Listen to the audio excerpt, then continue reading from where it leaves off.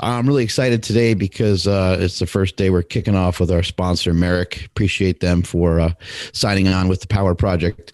But, something that has kind of annoyed me over the years is when, my dad or an uncle of mine or somebody in the family goes and gets blood work and they come back and all they have is like their cholesterol done.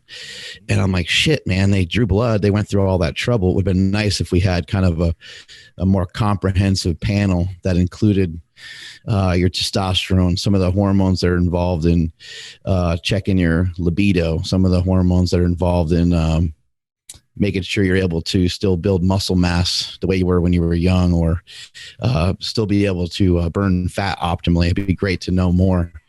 And now with our company, Merrick, for men and women, there's a hormonal profile that you can go on their website and sign up for. And I think the male profile, there's over 26 different things being checked out, and it can give you some great information back. And not only are you getting those hormones tested, you're going to get those hormones interpreted, which is the biggest part of it, because who the heck knows that much information just kind of offhand about cholesterol, testosterone, cortisol, all the different things you're going to see. Yeah, and Nsima, can you list off some of the the highlight lab panels that people are going to receive with the Power Project panel from Merrick Health?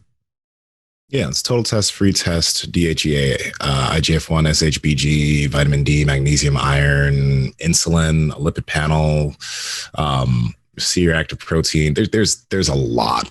There is a lot, but it's like literally all the things that you'll really need to know. And then the cool thing is that if there's anything specific that like we might not have, which we have it all that you'll probably need, but if there is anything, you can literally just add it into the test. It's that simple. It's on the page. You can click, add it in, you're good to go. Yeah, what I really like about the panel that we put together is, we have access to the most like high level people in this field, right? So we kind of listed out, we told Merrick what we wanted to see, and then they gave us back a panel, and we kind of got the okay from the powers that be, the higher ups, and they said, well, this one's cool, but how about we do this? And then we got that back, and then we came down to like a good set of panels or labs in this panel, but we still, me and Nsima, we kind of went back and forth, and we kind of wanted some changes to happen, so that way we can give you guys like the absolute best deal. Got the okay from Mark. And that's what we have for you guys today. So the Power Project panel, like Mark said, it consists of like about 26 different labs. There's a lot of stuff in there, but it is everything that you guys are going to need. And this, all like with Merrick, it is a lot cheaper than if you were to go to, your primary care, or if you were to go to any of these websites that you can order labs, privately on your own and pay out of pocket. It's going to be cheaper than that. But this panel itself is $500. Now, when you go on to merrickhealth.com/power project, it'll take you directly to our panel. At checkout, you can use promo code Power Project, and that's going to get you $101 off.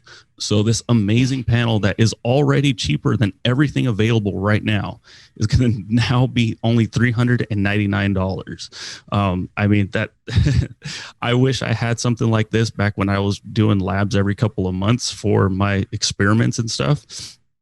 I seriously like this is an incredible deal. And like I said, we went back and forth between us and Merrick to make sure that we got you guys the perfect panel that has everything you guys need. Again, that's at merrickhealth.com/power project. Don't be, don't get sticker shock when you see the $500 price. That's just what everyone else gets access to. But because you guys are listeners, you can use promo code Power Project. And again, that's going to bring the price down from $500 to $399. The biggest thing that Mark mentioned, when you go to another one of these websites, you're going to be able to get the labs, drawn. You're going to be able to get the results and whatnot. And then they set you off on your own. With this panel, you actually get everything written for you. You get the explanation of what the hormone is, where your levels are, where they should be. And if they are not, they'll give you actual recommendations on what you can take. And this doesn't mean you're going to start pinning yourself day one. No, these are like over-the-counter recommendations. Again, this is something that I wish I had access to, about a year, 2 years ago now, I should say.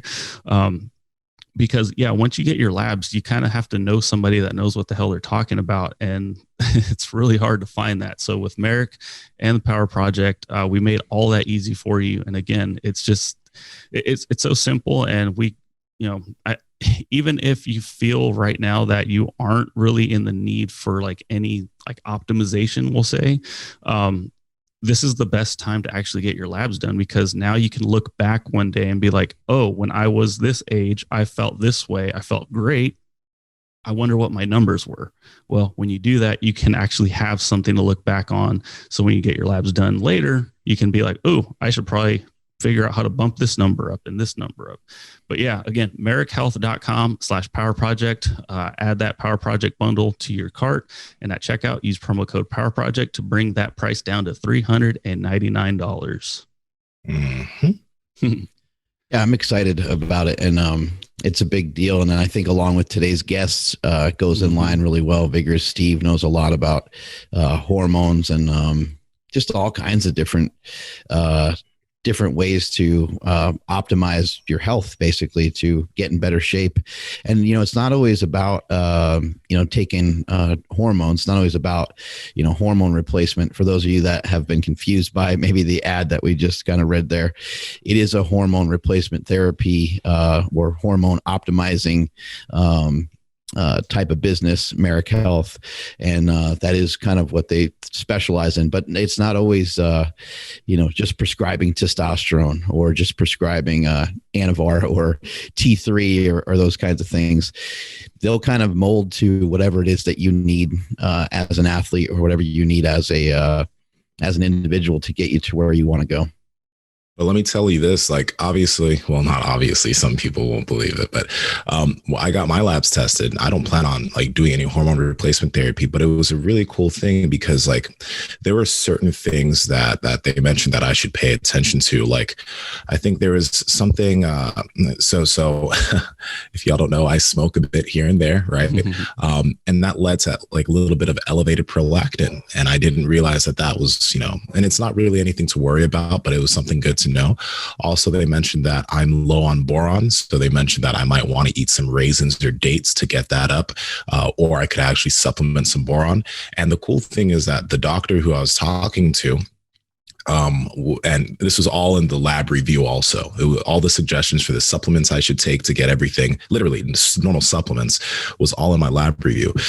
He was mentioning how it's like food first, and then if you can't get it from food, you can get it from supplementation. And like if there were really any problems, then the hormone, the HRT was stuff. But like they give you all the resources as far as like the supplements or food you should buy to deal with shit. They tell you also about, different things you might be able to take to change the levels through some pharmacology. But they also warn you like, hey, if we do that, then this makes this happen. And if we do that, then we'll have to make sure that doesn't happen. And then you'll have to come back and get your blood. So they're not just like, hey, man, like, here's how much testosterone you got to take. They're not like pushers. It doesn't work that way, but it does give you access to being able to optimize your health. I think it's amazing because, I grew up in just a totally different time, and it was like, hey, just ask the biggest guy in the gym about steroids, and like that's kind of how we did stuff. And you have to also keep in mind that, these hormones, some of them are Schedule III drugs. Like there's legality behind it, and this is a legal way to do it, and a safe way to do it, a way to ensure that you're not going to do damage, that you're going to have a professional kind of walk you through it. And I'm really excited about it because for many years I've been wanting to tell people like, hey, just go get this test. And now we have that ability. So it's really awesome. Good morning, guys. Morning. Good morning. How's it going? Good. It's a little late on this end, but hey, time zones, right? I like that background. Thank you. That mic is Thank amazing. you. I had to go professional, now that we're all on YouTube frequently. I have to do the setup a little bit more professional. Yeah, what happened to the couch, man? No tank top? Yeah, so the couch got retired. The tank top is coming back soon. I basically got the green light today that I'm ready to get back on some performance enhancing drugs. So the tank top will return shortly. Oh, the tank the tank top's only out when the shoulders are capped, huh? Yeah, right. Yeah. Otherwise, they're just hidden. They got to stay hidden until the caps come back. So how are you guys doing? This is not too early for you guys? It's a little early for us. Yes. Okay. So thank you guys so much for waking up early, and because I was expecting you guys in your own studio, and then but I guess everybody's like, okay, maybe we'll do that later. Right. Pretty much. Yeah. Well, it would be great to have you come meet us. We're out in Sacramento. It'd be great to have you at Super Training at some point. That would be really cool. Yeah, for sure. I really hope these borders are becoming a little bit more lenient towards traveling. And I'm still waiting for my vaccination passport because here in Thailand, they vaccinate Thais first and then the foreigners. So it might be another 6 months before I can leave. How did you get into being so well versed in all these different hormones? It seems to be a complicated topic. Did you go to school for it, or did you just kind of learn the hard way? I just learned the hard way, and then trial and error, and made a lot of mistakes in my days. And then as you make mistakes, side effects manifest, and then you learn the hard way. So over time, I just keep learning and learning and learning, doing the research and studies, talking to other bodybuilders, right, who are more knowledgeable, following guys like you or John Meadows, Dr. Scott Stevenson, right? And you just pick things up and learn more and more and more. And then at one point I felt comfortable enough that I would be able to do a YouTube channel and share what I've learned along the way. And I continue to learn because it's such an interesting topic. I think this is a great place to start because we're seeing more and more young people just want to jump on these steroid cycles. And I don't know, how smart that is for people to do. What is some of your take? What are some of your experiences with the negative side effects? I'm kind of hearing more people have kidney problems, liver problems, heart problems. And then all the guys that ever take stuff, they're like, it's not steroids. It's because I have this genetic, predisposition or genetics. It's genetics or whatever it might be. So what have been some of your own experiences, and what do you think things are linked to, the abuse and use of performance enhancing drugs? So there's like two camps, right? There's a camp that takes performance enhancing drugs actually for performance, right? The strength sport athletes, the people that compete. And then I fall in the other category, the recreational performance enhancing drug user, because I don't compete. I never did a bodybuilding show. I didn't do a strength show. So I purely take it for recreational purposes. Now, the guys that fall into this category, they get inspired by the guys that take performance enhancing drug for their sport. And those dosages are usually a little bit higher because they need to be competitive. And then the recreational bodybuilder or lifter, they're like, okay, this guy is doing a gram of tren. I got to do a gram of tren. But in 99% of the cases, that doesn't pay off. So, right. And this is how you learn the hard way. So you read online on some of the message boards, the steroid forums where only people are that follow bodybuilding and take steroids or they do strength sports. And they're kind of one-upping each other. I'm doing 300 train. No, I'm doing 700. I'm doing 1,000 pro, and I'm getting great results. No pictures, no proof, right? This is the good old days when we all went to the steroid forums. So then you feel incentivized. Okay, I'm going to give this a try. 700 train is okay for me. Let's try 1,000. That experiment then lasts for 10. Yeah, I see his eyes rolling already. So that experiment lasts for 4 weeks, and then you're like, you have next level trend rage, right? It's not roid rage, but it's trend rage. And you have night sweats and man, all kinds of side effects, and high blood pressure on the leg press, right?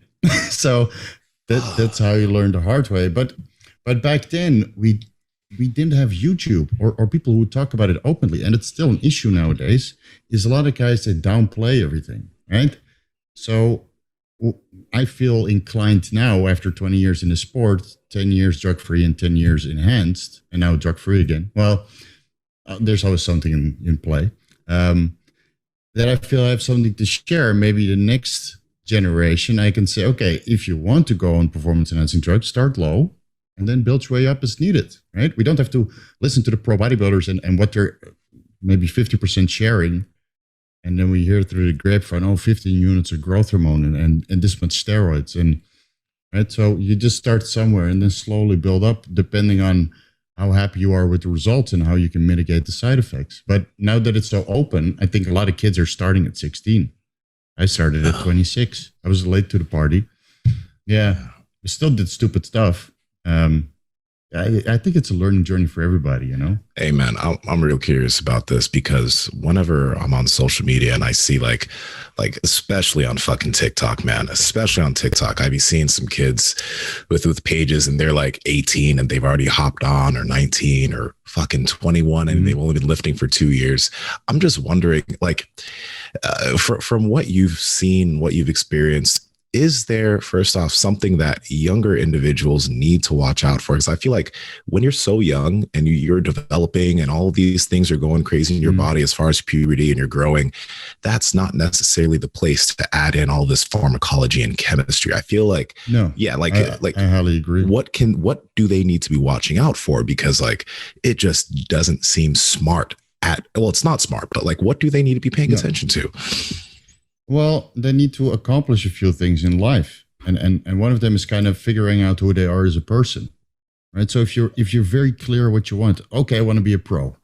Well, hopefully you can look at your parents. If they have amazing calves, maybe you're set up to be an awesome pro. Yeah, you need to have some sort of genetics to be a pro, right? So you see that on a lot of these guys, you say, I'm going to go pro at 19. But some do, right? But it's a small percentage. So I would tell everybody that's young, figure out really what you want in life, but that might take a while. And then if you really want to go for it, get some guidance, because there are plenty of guys out there with 10, 20, 30 years, 40 years of experience who can guide you through the process. But there's also something to say for, is it going to be a phase, right? I used to smoke weed when I was in Holland, when I was 16 years old, smoke weed, peer pressure, right? And I haven't smoked weed in decades now.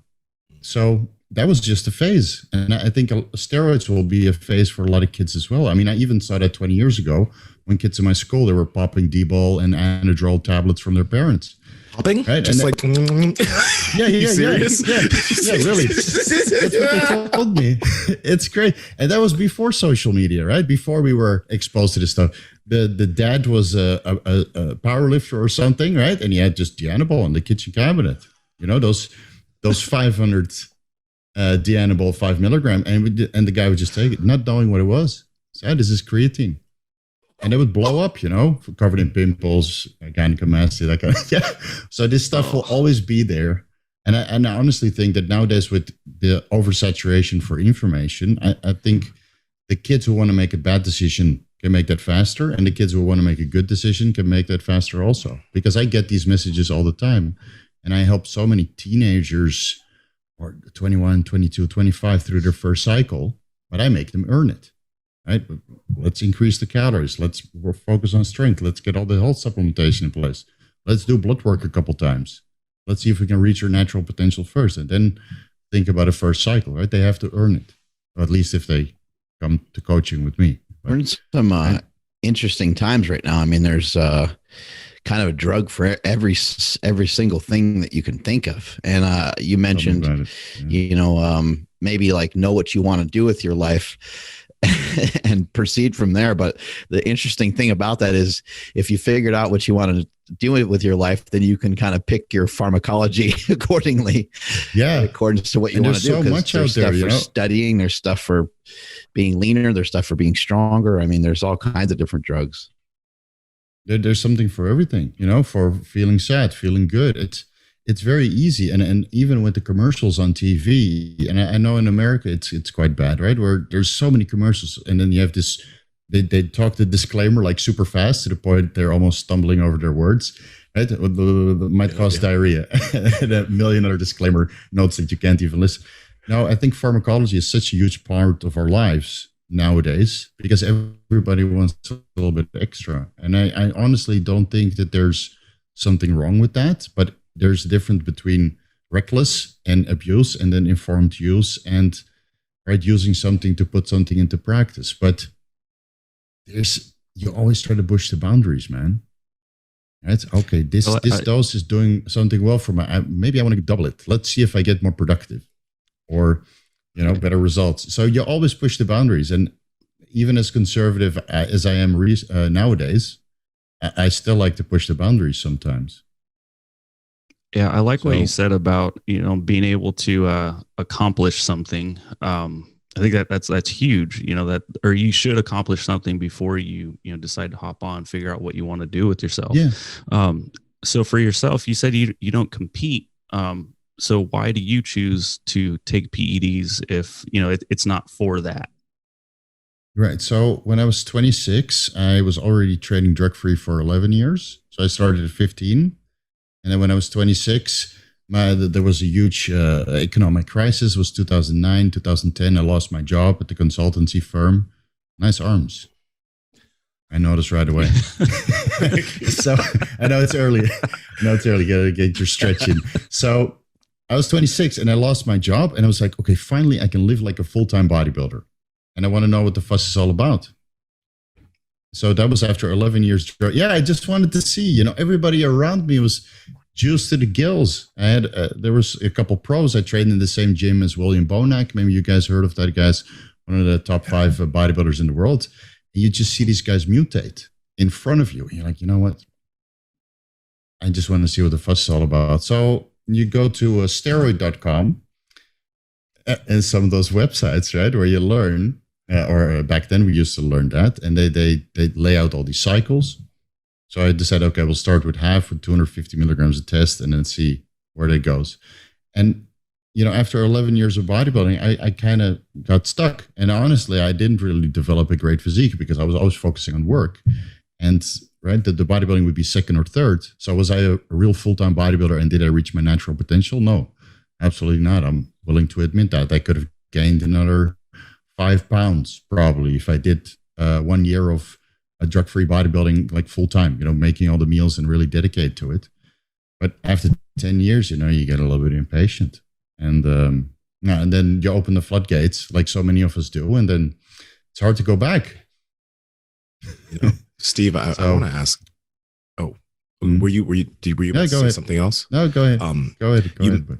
You mentioned the idea of natural potential a few times, and we've all had this. We've had this conversation a few times on the podcast, because what I've been seeing on social media recently is all these, like, again, young cats. They're making these videos and they're saying stuff like, "Oh yeah, well, you typically are going to reach your natural potential in 3 years or 2 or 3 years of hard training. There's really not much you can do after that."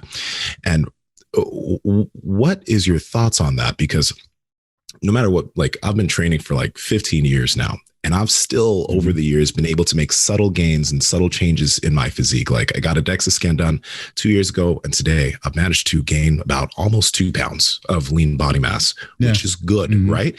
So this whole idea that 3 years that you're going to reach your natural potential, what do people, especially young kids, what do they need to be thinking about when it comes to reaching their natural potential? Well, how long does it take to get an education? Takes a little bit longer than that. And if you want to be a doctor, it takes 10 years. And then you have your internship and residency and all that stuff, right? It takes a while. And most of us, let's be honest, when I started performance enhancing drugs, I didn't know as much as I know now.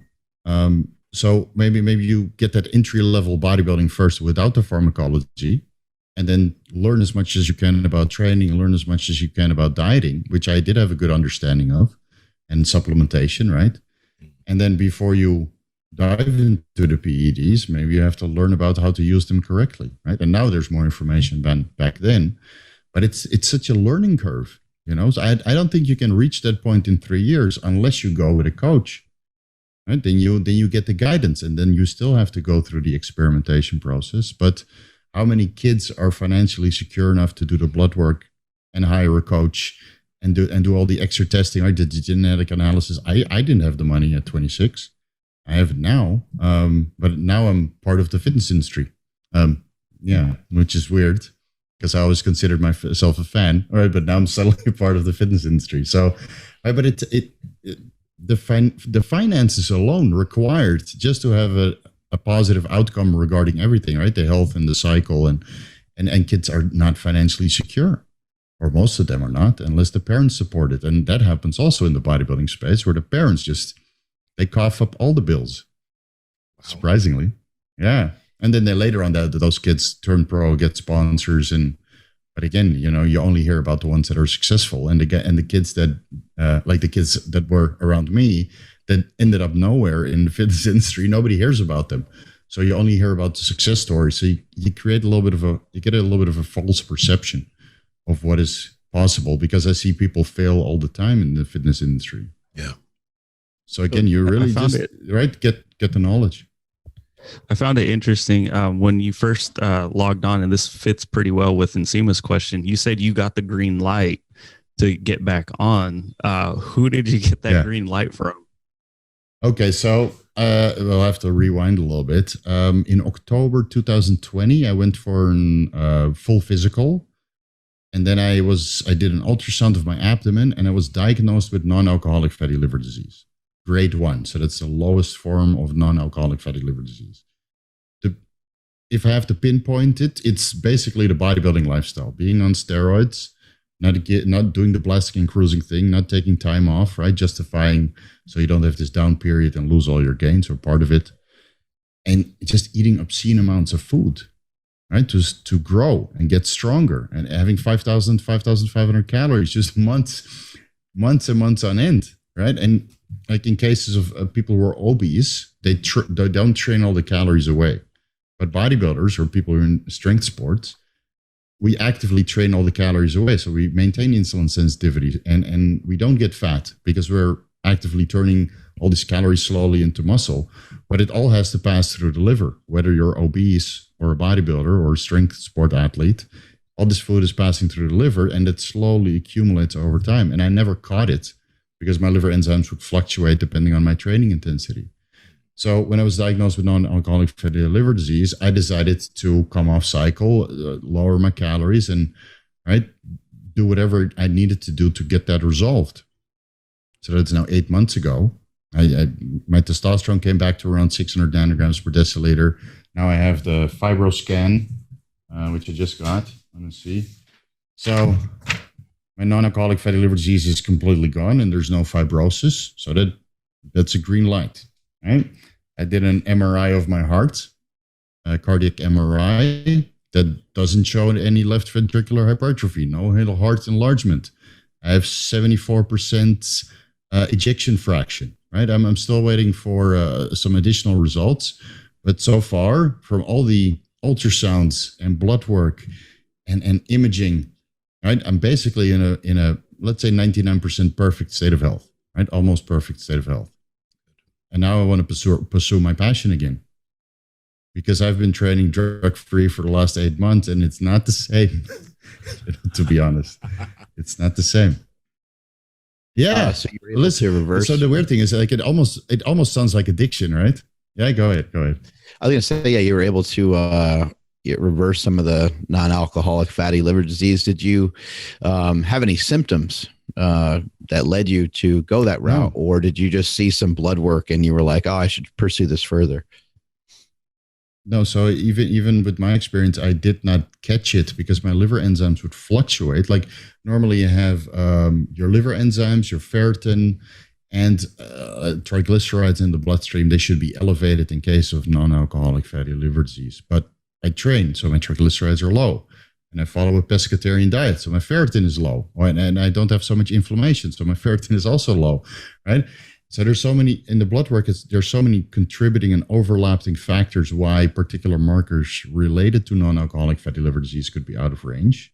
But only my liver enzymes would be high and then low, right? And it would mostly go up and down depending on training. So if I would take a week off, my liver enzymes would come back right into range. So they're like, oh, okay, it's training related, right? Because these transaminases are also found in skeletal muscle. And when you train for hypertrophy, they leak into the bloodstream, giving you a reading on the liver enzymes. So I didn't catch it. And then when I went in for a complete ultrasound for my abdomen, they detected non-alcoholic fatty liver disease.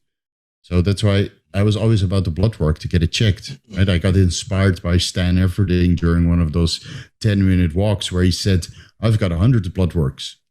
I was like, okay, I can never be as strong as Stan Efferding, but I can get 100 blood work results. So I started doing it more frequently. But even then, I didn't catch it. And it's weird because I've received so much blood work from other people. They also didn't catch it. And then they go for an ultrasound or a fibroscan. And then there's grade 1, grade 2 non-alcoholic fatty liver disease. So it's so hard to detect certain issues without proper imaging. And that's expensive, unfortunately. Usually like carbohydrates kind of cause that, right? Like, isn't it kind of an insulin resistance type of thing, or what's involved with non-alcoholic fatty liver disease, and what are the side effects of it? So there's many causes, and they still don't really know what the exact root cause is. I think it's an overlap of particular thing. It's the pharmacology involved with bodybuilding, or the ones that I was exposing myself to. High caloric diet, like during the off season, I would eat 600-700 grams of rice on a daily basis, and then use insulin to help with nutrient partitioning, right? And then sometimes I would follow a ketogenic diet with 150 grams of fat. I did a carnivore diet for a month, which raised my liver enzymes because I was eating too much saturated fat. Right? It was great for digestion, but the amount of saturated fat that I was eating, it was my fault. And I was eating 5,000 calories before the carnivore diet, and it's very hard to eat 5,000 calories on a carnivore diet. I think that's a diet that's sustainable up to maybe 3,000, 3,500, and then you have to go the butter or the cheese route, right? Yeah. So that was also my mistake. And I saw my liver enzymes raise a little bit from that. There's a lot of saturated fat. So I just think there's so many contributing factors. And that's why non-alcoholic fatty liver disease is so common nowadays. It's apparently 40% of the population has it. And for us, it's hard to pinpoint because there's no real symptoms for bodybuilders, because you would think insulin resistance because the triglycerides are high, but we actively train, we burn through our glycogen, we burn fat, so we keep the insulin sensitivity going. Yeah. What happens if that like progresses? Like if non-alcoholic fatty liver disease progressed and you didn't get it, you didn't know about it, and it just progressed, what would have happened? What kind of symptoms would you have seen? How far could it have gotten? So it would progress into NASH, which is borderline fibrosis of the liver. And then you would see impaired liver function resulting in jaundice or diarrhea or like real side effects. So in my case, I caught it early on, even though it was probably already there for 2 or 3 years. But I'm sure there's bodybuilders out there who don't do their blood work or don't get any imaging done preventatively, right? And they just let it progress for 10 years. And it could also be another cause or a reason why we see these bloated stomachs nowadays, right? These guys that eat so much food, and then besides the growth hormone and the insulin, there might be a little bit of growth within the liver. Just being a non-alcoholic fatty liver disease or developed NASH, and that might be irreversible once it turns into a cirrhosis. Yeah, right. These are a lot of things we don't even think about, and I didn't think about it, and nobody talks about it. So it's like, okay, well, this happened to me. I'm sure it's more common than people realize. So I'm gonna talk about it openly and take everybody along the journey so they can learn from my mistake, and then also learn how I was able to resolve it. Because then at least the industry knows a little bit more. That's why I wanted to do the cardiac MRI as well. There's not many people talk about this, unfortunately. We're very open about the steroids nowadays, but the real consequences, the long-lasting consequences over decades, yeah, even the people who have been exposed to steroids for decades, they're not talking about it, unfortunately. Right? Which is a shame, because that prevents other people from making the same mistake. How can people maybe avoid running into some side effects? Sounds like you do your blood work and you're pretty meticulous about it, but maybe early on, maybe you weren't, and maybe that's what led to some of the situations that you ended up in. So what are, like, if somebody was to just literally use like hormone replacement therapy and just kind of optimize their hormones, in your professional opinion, you studying this stuff all the time, do you think somebody would still run into some problems, some health issues? Honestly, I don't think so, because testosterone replacement and growth hormone replacement, so that's a true therapeutic dosages, not the dosages that we label under the hormone replacement, right?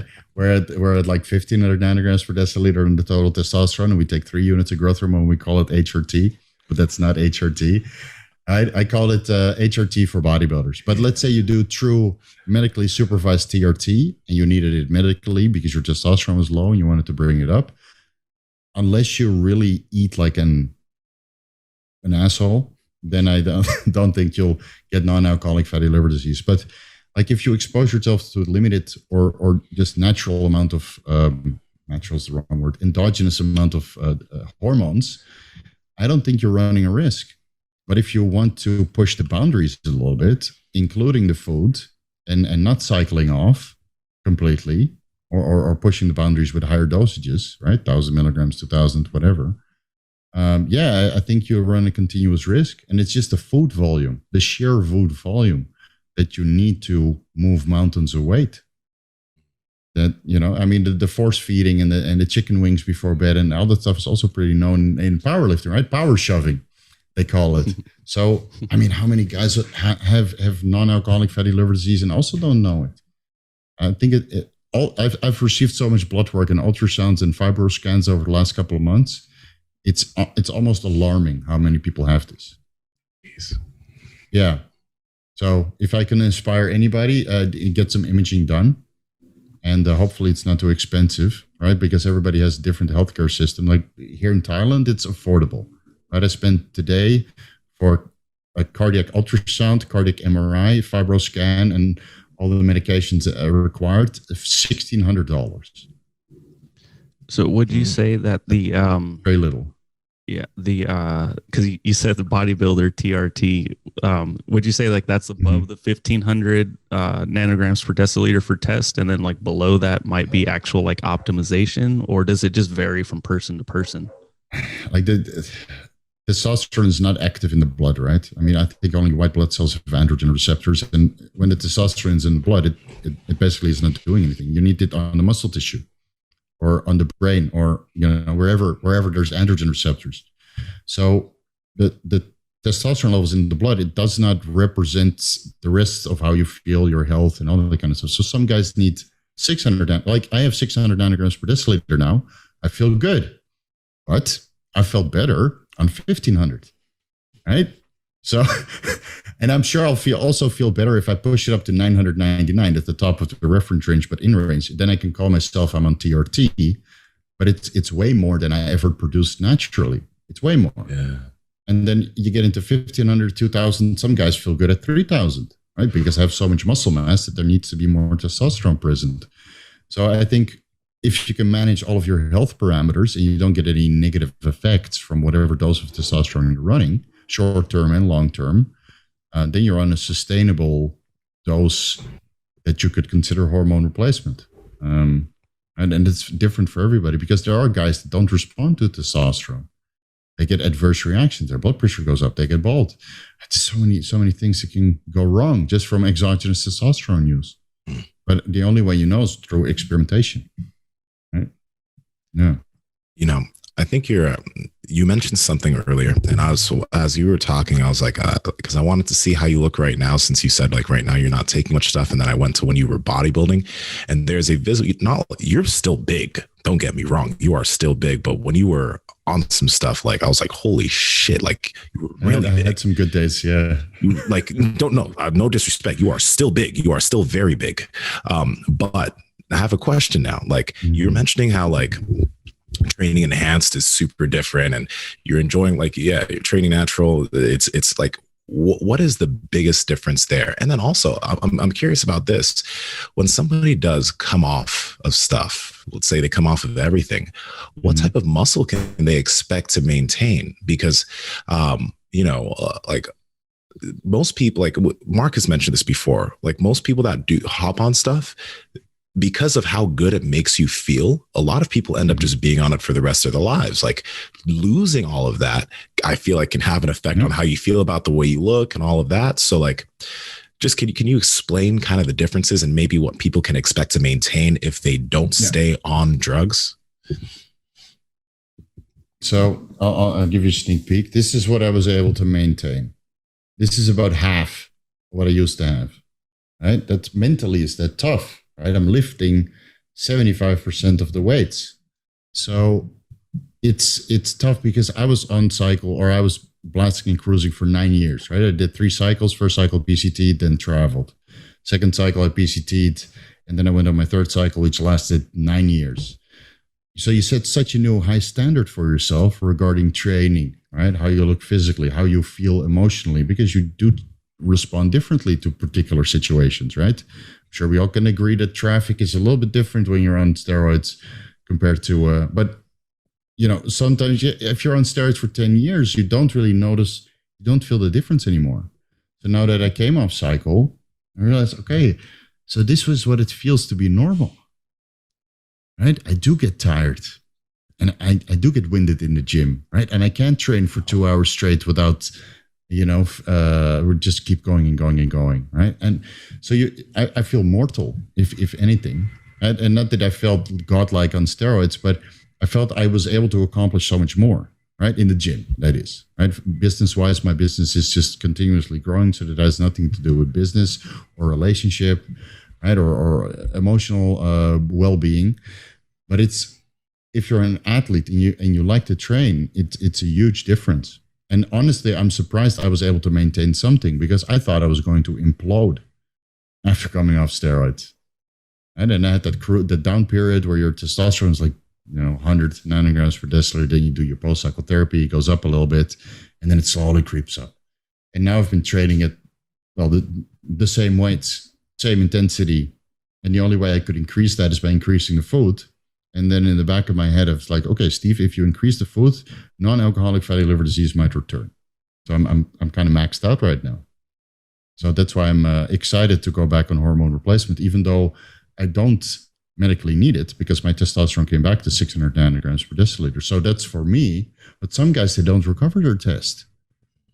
They need to stay on hormone replacement because it just doesn't bounce back. Their fertility doesn't come back, So, and even if you come back to 500 nanograms per deciliter, maybe it doesn't feel sufficient. I know guys also that came back way higher than me, but it doesn't feel sufficient because you're so used to this super physiological dose of androgens. So I think everybody just, like, you guys have gone through PCT? Mark, you've gone through PCT or? No, not you, right? You still need to. You mean like just coming off and recovering and stuff like that? Right. Did you ever go through that process? Yeah, a couple of times, yeah. Yeah. So, right, there's always in the back of your head, I could get so much more out of my aspirations regarding fitness if I just take a little bit. And it's almost like an addiction, honestly. Right? Because I've been thinking about hopping back on for the last 8 months. Yeah, it's interesting because you're mentioning that your hormones are coming back, and that you've been off 8 months. I think you could probably make some really good progress the next 3-4 months without going back on.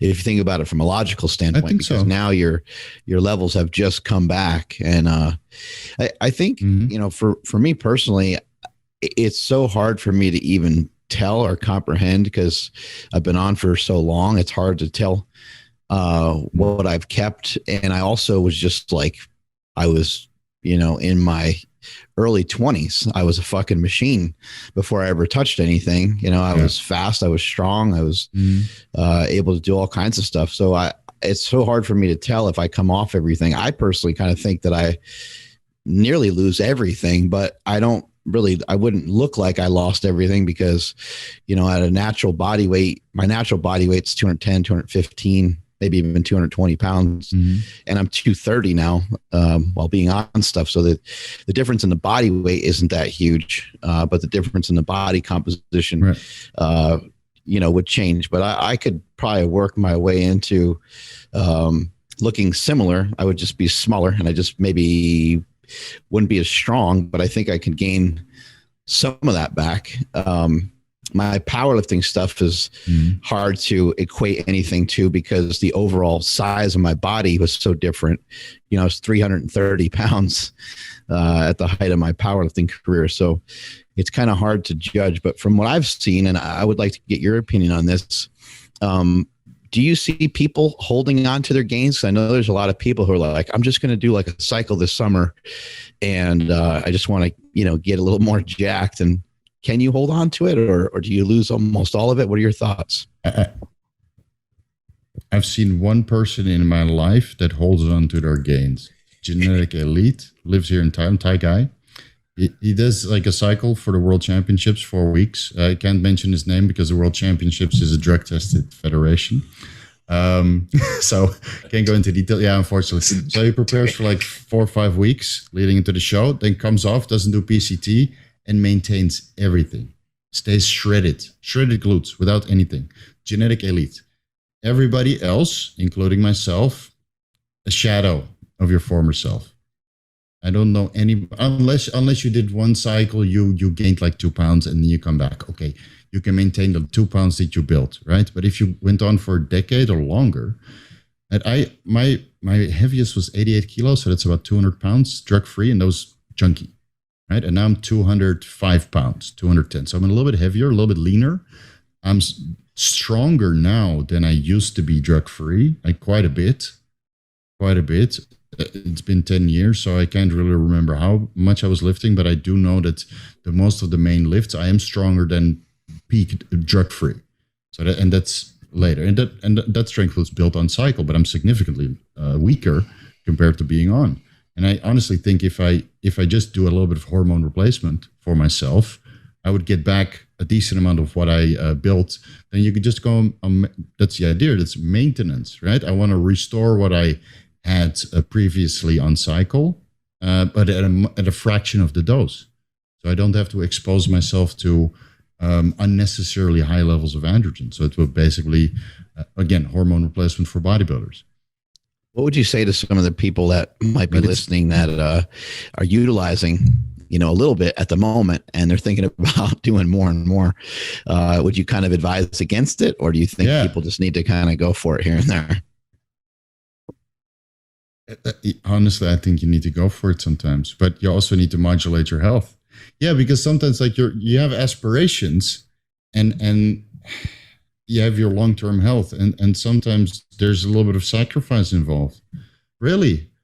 Because I honestly think like unless you do real hormone replacement, I want to interrupt you for over that. I want to interrupt you for a second because I think that's a really, really good point. And people do this all the time. People might think what you just said is crazy because we're talking about using steroids or using drugs, but people do this all the time. You mentioned earlier somebody studying to be a doctor. People sacrifice their health all the time. They're like, fuck it, man. I'm going for my PhD. Yeah. I'm not going to sleep. I'm just going to study. I'm going to get to my goal. And even when they do get to their goal, and even when they do become a doctor, their foot is still on the gas pedal. And they're like, when I'm 35 or 40, I'll figure it out. I'll fucking relax a little bit more. I'll, take some days off of work. But right. This is the way all of us, maybe not all of us, this way many of us think. So it's it's a lot more common than maybe so. Like think. I think there's always some sort of sacrifice involved when you want to be successful. Like right now, my business is booming. I'm working every day until 10 o'clock. That's sacrificing my relationship, right? And then when you want to accomplish something else with business, maybe there's a lot of studying involved, and maybe you need to take an Adderall or a modafinil or ruin friendships because you can't go out. And then when you want to have fun, you go out to the club. There might be some recreational drugs involved which sacrifice your health. You have a great time, but the next day you feel horrible, right? And even with alcohol, which is generally accepted, go check your liver enzymes the next day. You're sacrificing your health when you go to the bar. So I think, unfortunately, like everything that's exciting in life, it will take some sort of toll out of you. Including the dangerous sports and driving motorcycles and driving fast cars. At risk to reward. And I think sometimes it's just required to get ahead because, right, that's what competitions are for. Competitions, you want to see the strongest, the fastest, the biggest, bigger, harder, stronger, and faster. And yeah, there's some pharmacology involved sometimes, and I don't think that's inherently wrong unless you end up dying over it, right? And then it's a little bit too much. So, right, you have to do a little bit of a blood work analysis and imaging and along the way. But I think nowadays it's more understood and accepted than it was 10 years ago, 20 years ago, when we always see were the magazines, this perfect physique, what we would think is in a perfect state of health. And now it's a little bit more open. And we actually do see people passing. So that hopefully that makes everybody a little bit more cautious because it happens way too much. Sometimes you scroll through Instagram, you see another black and white picture and you're like, here we go again. Mm-hmm. What about blasting and cruising versus staying on a, I guess let's say optimized. That seems to be a good common, I guess, name. But yeah, because you said you blasted and cruised for, I think, 10 years or so. Yeah, 9 years. Yeah. So would you say that that's kind of one of those things, like if your health markers are in line, go for it, or is maybe cruise, or not cruising, but just being at a lower dose for longer might be the better approach? So I feel that like a real hormone replacement, a lower dose, there's like a dose dependent response similar to endogenous testosterone production, where let's say you're producing a certain amount of testosterone, you're at the middle of the reference range, and you're gaining, when you reach your true natural potential, 1 pound to 2 pounds per year. And then let's say you go on hormone replacement, you raise your serum concentrations a little bit, you keep that exactly stable, you don't make any adjustments. Then at one point you'll still gain 1 pound or 2 pounds per year. So it will be easier to maintain. So what I did, blasting and cruising, okay, you blast, you go on a higher dose. Hopefully you do that in the context of being a full-time athlete. I don't see there's a reason for anybody to blast if you don't have everything in place to actually put those steroids to work, right? So let's say you're living like a true athlete and you're putting those steroids to work and you have everything in your life designed to make the most out of it. Then when you go back to a cruise, a lower dose is required to sustain most of your accomplishments. But you will probably not reach these accomplishments without raising the dose. So I don't think that, let's say if I were to go on hormone replacement my entire life, right, at the age of 26 till now, I don't think I would have looked like that, like in the pictures, or lifted, heavy weights, right? So would I have a job in the fitness industry?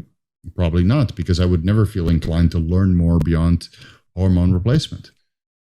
So, yeah, I think I know I'm a health guy, but I think it's sometimes just required. I coach people for bodybuilding shows, and their dosages are not moderate. So are they winning? Yeah. There's something I was curious about, because you kind of alluded to it a little bit about fertility. And I know all of my questions seem to be trying to scare people out of it. And to be perfectly honest, especially for the young cats, I am trying to scare them out of it. But one thing I will say is that I'm really happy that, like, you yourself, Mark, a lot of what you guys talk about is getting constant imaging, getting constant blood tests, because as much as this stuff is expensive, like, for example, your fatty liver stuff, if you weren't paying that money to get those tests done, which most people don't do, you wouldn't have caught that. So I'm happy that people are understanding what it takes to do this stuff safely. But now I want to scare them again. So as far as the fertility is concerned, and you mentioned, it's funny, I had a client when I was 22 training people in person. I had this guy come to me to train him, right? And he's like, yeah, I want to get leaner. I was like, okay, cool, let's start. And 3 months later, I'm like, why? First off, I'm trying to caliper his skin, and I couldn't separate his skin from his muscle. So I didn't know what was going on there. And then number two, he didn't drop any weight. His body didn't change at all. I'm like, what the fuck is going on with this dude? And then he finally told me, he's like, yeah, when I was younger, I did some stuff. I was running some stuff. And I was like, okay, well, go to the doc, get yourself checked. Let's I can't work with you. Like, by the way, I wasn't giving him drugs or anything. I was just training him normally. I didn't know why we couldn't get results, but he went to the doctor. He came back to me and he was like, well, doc says I can't really have kids anymore. And because of some shit that he did, maybe he didn't do a PCT, that shit or whatever, but like he was like 25 at the time, and he was told that he couldn't have kids. So as far as fertility is concerned, number one, what could happen that could lead a man not to have kids? What could happen that could lead to that? And number two, what do people have to do to avoid that from happening? Well, ideally, you want to do a testicular ultrasound before you get started, just to see if your testicles are functioning as they should be before you even touch steroids. Right? I didn't do that because, again, the information was not talked about. So I did that recently. Interesting experience, needless to say, just to see if there was any fibrosis, right? Because I did turn off my testicles for a decade, even though I'd run some ACG or HMG intermittently to sustain testicular function. I was not using that the entire way through.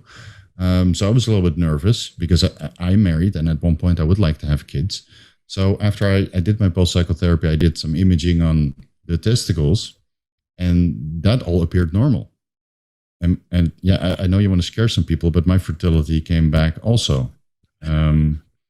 Yeah, but I do see that a lot of, like, it depends on what you run also in your individual response. So let's say you're on a lot of training, right? A long time. Let's say you're actively competing, you're just running training year round. It sounds horrendous, but people are doing this, right? People are doing this, and there's so many androgens, like potent androgens in your system that also activate a progesterone receptor that you just get very impaired fertility.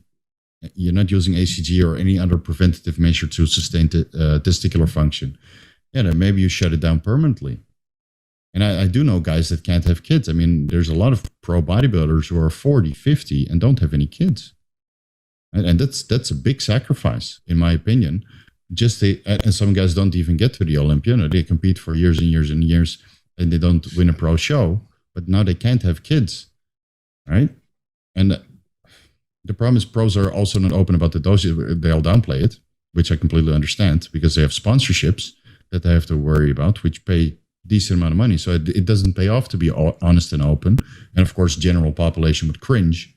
But if you run very high dosages for long periods of time, and you don't incorporate an ACG or an HMG or other methods to sustain testicular function, yeah, I think it's a risk. It's absolutely a risk that you will shut yourself down regarding kids permanently. Yeah. But then you hear stories of guys having kids on cycle also, right? So it's I think individual response really determines on what you can get away with. And if you get like the short end of the stick, because that happens also, right? Maybe I was genetically predispositioned to develop non-alcoholic fatty liver disease, and it doesn't matter what I've done in my life, I would have gotten it anyway. And obviously I don't suffer from hair loss, but there's other guys that are on steroids and they get bald their first cycle. So I think regarding the fertility, if you have something in place like an ACG or HMG, or maybe kisspeptin or gonadorelin, even though it doesn't really show that it's too effective to sustain fertility. If you keep something in place, at least you run less of a risk for permanent infertility than without it. But in my case, I did it intermittently, and I was able to get 150 million sperm per milliliter with good morphology and good motility. Yeah, that's awesome, right? But I also see blood work where it just doesn't return, and there's zero sperm. Zero. And I can't even do an analysis because there's nothing to analyze. And I'm like,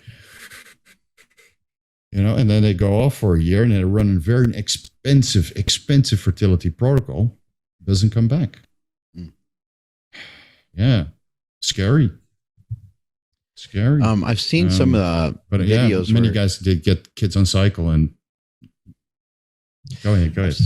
I've seen some videos that you've shot, and I found them to be really fascinating because they're so specific, answering questions about, different cycles about, for people to get big, or different cycles for people to get leaner and things like that. And it seems like right now there's a lot of different pharmaceuticals to assist people with getting leaner, all the way into things that could change the game for obesity in terms of there's some drugs out there now that really help a lot with appetite suppressant. And I wanted to kind of get your take on some of the different drugs that are out there, and whether you think those are, everything's got a drawback to it, I guess, but how do you think the effectiveness of some of these drugs are? And do you feel they're fairly safe? Well, unfortunately, no drug is safe. So let's get that out of the way first. So we're talking about the glucagon-like peptide 1 receptor agonists.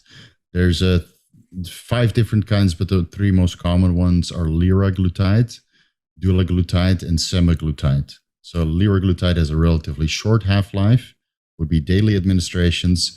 Dulaglutide acts for 5 days, and semaglutide for about a week. So that would be a once-a-week administration.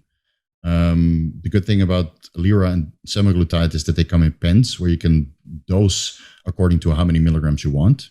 But the dulaglutide comes in a single administration. It's literally like those war movies where they have the morphine injections. It's like a huge click, and it shoots the full dose. That's what dulaglutide also does.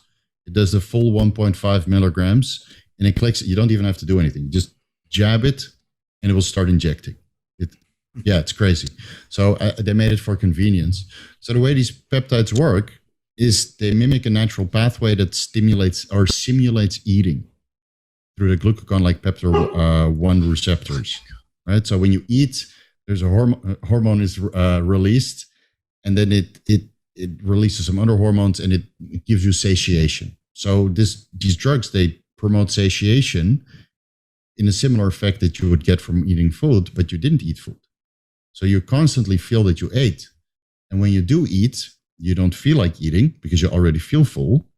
So you eat less. And when you eat too much, you get freaking nauseous. So it's another way to kind of stimulate appetite. So there is evidence that it can cause thyroid issues and pancreatic issues. Both of those cases were either in animal studies or in people with type 2 diabetes, in which cases they're usually prescribed because those people eat too much. In most cases of type 2 diabetes, they give themselves this disease because it's usually a lifestyle, right? Too much saturated fat, too many calories, too many processed sugars, not enough activity. So in those cases, liraglutide, semaglutide, or dulaglutide are prescribed, and that helps to control their appetite in an attempt to resolve the type 2 diabetes in combination with physical activity. So for us as bodybuilders who people want to lose weight, you can use this medication at very low dosages, far lower than what are prescribed for people with type 2 diabetes, to control your appetite. Now, from all the research that I've done, I would prefer to take a GLP-1 receptor agonist over an Adderall for appetite suppression, or clenbuterol, or some of these Sarms, right? So instead of stimulating your brain to bits, and lowering your appetite that way, you have the phentermine, the modafinil, the sibutramine, right? There's a lot of these stimulatory appetite suppressants. I would prefer to run a very low dose of GLP-1, the liraglutide or semaglutide, and just not feel hungry, and then control my caloric intake that way. And it's so effective that you just forget to eat. Right? Will there be any long-lasting effects? I'm not sure. I did check my lipase and amylase and blood work markers, which are related to the pancreas, and they didn't change during the duration that I was running these compounds. So when I was trying to resolve the non-alcoholic fatty liver disease, I used liraglutide for 6 weeks every day just to keep my appetite down so I could be in a sufficient caloric restrictive state to get non-alcoholic fatty liver disease out of the way. But I feel it's highly beneficial, but the problem is they're so expensive. They're really expensive compounds. Like semaglutide is $1,000 per pen if you go through the medical. The growth hormone is cheaper. So I don't think it's available for everybody yet. Maybe in the future. But I'm always looking for something alternative that maybe might potentially have a better effect, right, than what we're generally running. And I discussed with Leo on longevity. I'm sure you guys are familiar, and Derek from More Plays, More Dates. We discuss on a daily basis more beneficial with less negative side effects compounds that could, have efficacy in the future. Is my internet still okay? So I got a little bit of a. Did I drop out? Good. Did I drop out? No, you're good. Yeah, we're good. Okay. It just skipped around a tiny bit. No, it's fine. Sorry. Okay. No worries. All right. So we always try to look for something that might be a little bit more practical and safer than what we have previously, so we can evolve and maybe have less side effects along the way. But most of the compounds are already known that we generally use. Yeah. You mentioned clenbuterol and some of these Sarms and stuff. In my experience, I did see some success on Sarms, but I feel like with the effect that it did have on my blood work, it was questionable if it was worth it or not. And I was curious to hear what your thoughts on Sarms themselves, whether or not, because like Nsima's been pointing out, like people are getting on much younger. and it's a lot easier to just take a pill than to take a pen. So I think this is another opportunity to educate people and let them know, like, hey, Andrew, maybe share with them what was wrong with your blood work, and also, did your blood work change? Did you get it checked again after that? Yeah, and so as I try to like deter people away from it, this is going to bring them all back. So I mean, with my testosterone, it was low before, it was really low after, and then it came back. So that's one of the things. All my other health markers, cholesterol, lipids. I'm not too knowledgeable with the terminology of everything, but it's safe to say that everything was really healthy. Stan Efferding, he had mentioned that these are like some of the healthiest labs that he had ever seen. And he told me not to get on Sarms because it's going to do this. And then I got on Sarms and it did exactly what he said. So my test went from like a mid 400 nanograms per deciliter down to 150. I forgot which is the good cholesterol. That one went down. The bad cholesterol. HDL. Yeah. So my HDLs went way down. My LDLs went way up. So my triglycerides were all over the place. Really? Oh, yeah. My hematocrit was already high, and I think that's due to like a little bit of sleep apnea. But but after and all I did was Ostarine, but I did it for 14 weeks. But I never went over 30 milligrams per day, so I kept it at about 20 for a majority of that time. I did MK677 as well, but my hematocrit was like, it was really bad. I had somebody look at my labs and they're like, your labs are very similar to this person that's currently on Tren. And when I heard that, I was like, holy like, wow, that was not worth it. Right. But again, did you get the results of Tren? Did you at least get the strength and the... Not even close. At least I wouldn't assume, but that could be just due to the fact of not being an experienced lifter. Although at this point I had been lifting for about 7 years. So it wasn't like I was brand new. However, I was brand new to training correctly. Before all this, I was training on my own. And then, once I, started working with Mark, that's when I started progressing the absolute most. So, I did have a lot of time doing, a lot of time in the gym doing my own thing. And at this point, I think I was 33 or maybe even 34. So, like I said, my test was low. It was really low. And then I got on testosterone pellets. So the implanted on my hip. So then it jumped up to like 1200 and I felt great. And then I came off of that, had my baby. And so now it's just like all my labs right now look great. And so it's tough to say like, don't do it because, X, Y, and Z. But then, again, like I said, my labs came back to looking very, very good. We're actually working with in most cases.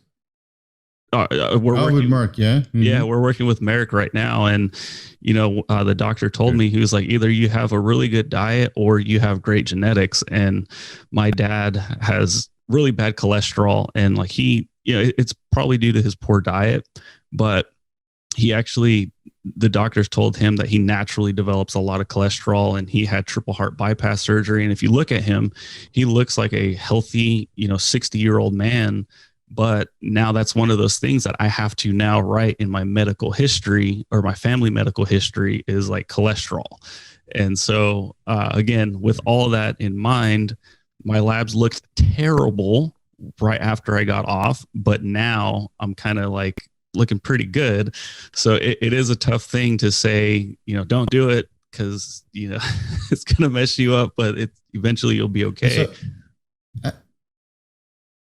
Right. So what I think with these compounds, whether that's the Ostarine or the steroids, yes, they will mess up your labs, especially if you take them for longer periods of time. But the body is quite resilient. So if you don't really miss, like you really didn't destroy your health, the body will come back. Most of my blood work is great now, right? Even after taking steroids for 10 years. But so I do think that the body at one point will bounce back, right? Regarding health. It just might take a little bit of time. So when you discontinue particular compounds, slowly the health will improve. but maybe while you're running it, your health is not optimal, or it's horrible because you're running a high dose, right, or very potent stuff. But when it comes to the SARMs, like from my experience, let's say you have 10 milligrams of a compound to use. I feel that for the same amount of results, let's say you compare Anavar to Ostarine. From all the blood work that I've seen, 10 milligrams of Ostarine will ruin your blood work more compared to 10 milligrams of Anavar. But 10 milligrams of Anavar will give you much better results. So why would you not just go with Anavar over the Ostarine? Even though Anavar is more difficult to source, there's less gray area websites. But is there quality control in the SARM scene? Not really. So it that way you run pretty much the same risk. So and Anavar is at least medically prescribed, right? There's compounding pharmacies that in the States that produce Anavar in pretty high dose tablets, I will say. But right, there's so many compounds we can choose from. So why not choose the compound that is used medically, that's FDA approved, that we can get pharmaceutical grade if we do our best and spend a little bit more. And then there's also a lot of research, right? We can go to PubMed or Science Direct, type in Oxandrolone, Anavar, and get 1 million studies back. If you do that for Ostarine, there will be no studies. There will be clinical trials because it's not FDA approved yet. So I think until these SARMs are FDA approved, I would just wait. Personally, I would just wait because I don't think they'll be able to replace the steroids, because otherwise every pro bodybuilder would have adopted it. And most guys would say the same thing. It works, but not to the point that I needed to compete. Otherwise, it would have been adopted already. Like, there's compounds that are classified as SARMs, like GW1516 or MK677, which aren't really SARMs because they don't have an effect on the androgen receptor.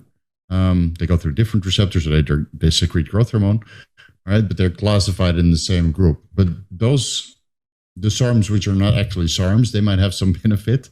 But the androgen receptor modulators, which are not as selective as we want them to be, because otherwise your testosterone would not be so low while running on. Like, what would be perfect, right? Selective estrogen receptor modulators that act like an estrogen here but block the estrogen there, right? Mm-hmm. If SARMs would do that, if they block the androgen receptor in the pituitary and act as an androgen or act on the androgen receptor in skeletal muscle, it would be perfect. Mm-hmm. Your testosterone production would stay the same, right? And you would gain more muscle because there's no negative effect on your natural testosterone production. But every SARM, the Ostarine, the LGD, the YK11, they all downregulate testosterone production, and then the lipids skew, and you get some gains in the beginning, and then your gains taper. Like, I got weaker when I used Ostarine. I was squatting comfortably, and then I lost reps every week. I started losing reps. I'm like, okay, never mind. Yeah. Right? But that's my personal experience. But some people get great results from it. But I would not risk the changes in blood work over other compounds. Yeah, I got pretty good results. The whole experience was fun, honestly, because it was the first time taking anything. And yeah, I got bigger, but it could have been just due to the motivation of being on something. My diet was already kind of in check, but then it was like, no, we're trying to gain. So I just kept eating a little bit more as much as I could. And then the MK definitely helped. But you did mention Cardarine, and that's one that, I mean, I have it and I stare at it every once in a while and I want to dive in, but that one rat study with the cancer, it always, I'm just like, no, like we'll just go into a deficit. We'll be fine. Like, we don't need the extra boost. It's not like you need it, right? It's not like you need it. That's what it is. And again, there's so many other methods to burn body fat a little bit faster over the Cardarine. I will say that I used Cardarine to cure my non-alcoholic fatty liver disease. Wow. It rapidly sped up the process because you take it orally, it goes into the liver, and then potentiates some fat loss through the PPR gamma and delta pathways. So but it's not something you want to run long term. Definitely not. No. So but definitely all these for like show prep is what you mean then. That will be the case. Like, they're easy to acquire, but the problem with that is, let's say it does cause cancer, right? Maybe 10 years from now, the GW1516 is proven to cause cancer in humans. A lot of people would resort to that over the clenbuterol nowadays because it's easier to source and gives far less side effects immediately. Like none of these crazy heart palpitation, no cramps, no insane sweating, right? So maybe 10, the sample size of people who are using it now, like up until this point, we haven't heard anybody develop cancer from Cardarine. 10 years from now, we don't know if that still holds up. But so far, so good. Right? But anecdotal evidence will tell, right? Like some of the old diuretics that bodybuilders use, they also were shown to be highly problematic. So time will tell if particular compounds will hold up. So I would prefer everybody to be cautious. But then again, sometimes in the scene of a contest prep, it might be beneficial. That's something really cool to think about. I'm actually curious about this. What stuff did old bodybuilders use commonly that we've found nowadays? Oh, that probably wasn't the smartest thing to use, or like, well, just what kind of stuff were there? Because what were there? What was the diuretic? There was a diuretic that acts on the cortisol receptors. Also, I can't remember what the name is because I don't have an experience with it. There was a diuretic out there, or an anti-estrogen that acted as a diuretic, that then was shown to be a kidney problematic. And then people didn't know about ibuprofen. They would run that quite long and got some kidney issues as well, right? And some of the older drugs that were used, like Dianabol, for example, like that nowadays is not really favored anymore in the context of bodybuilding.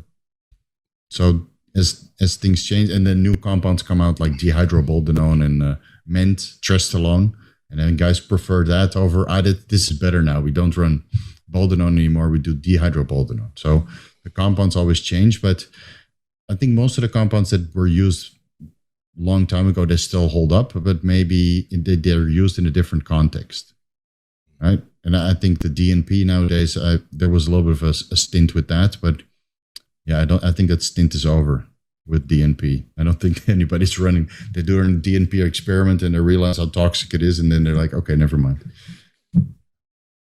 Do you think that we're going to come back to people doing cycles again?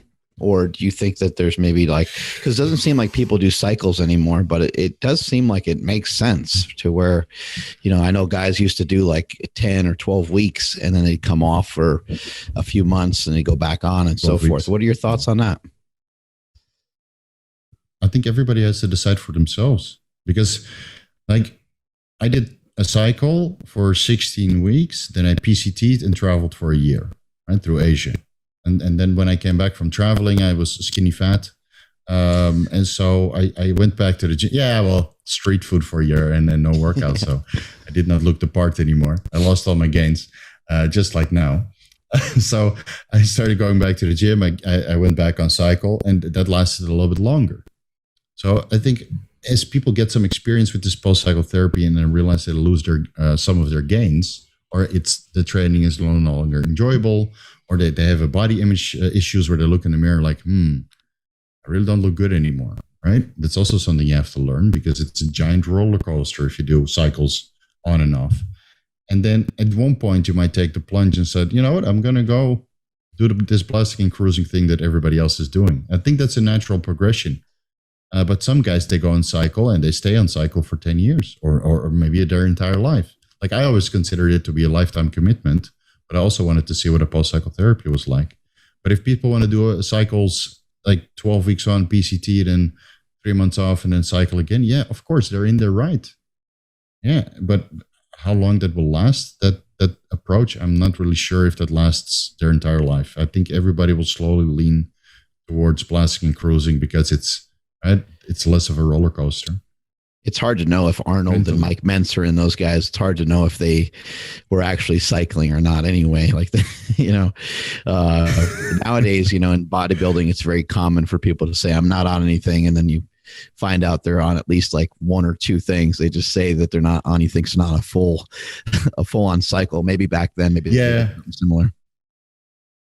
I think like Arnold, you see those pictures after the Mr. Olympia, and he shrunk down significantly. I do think they came off, and then just right? They probably didn't even do a proper PCT because that information was not out there. You think so we just come off and then let their hormone levels decline?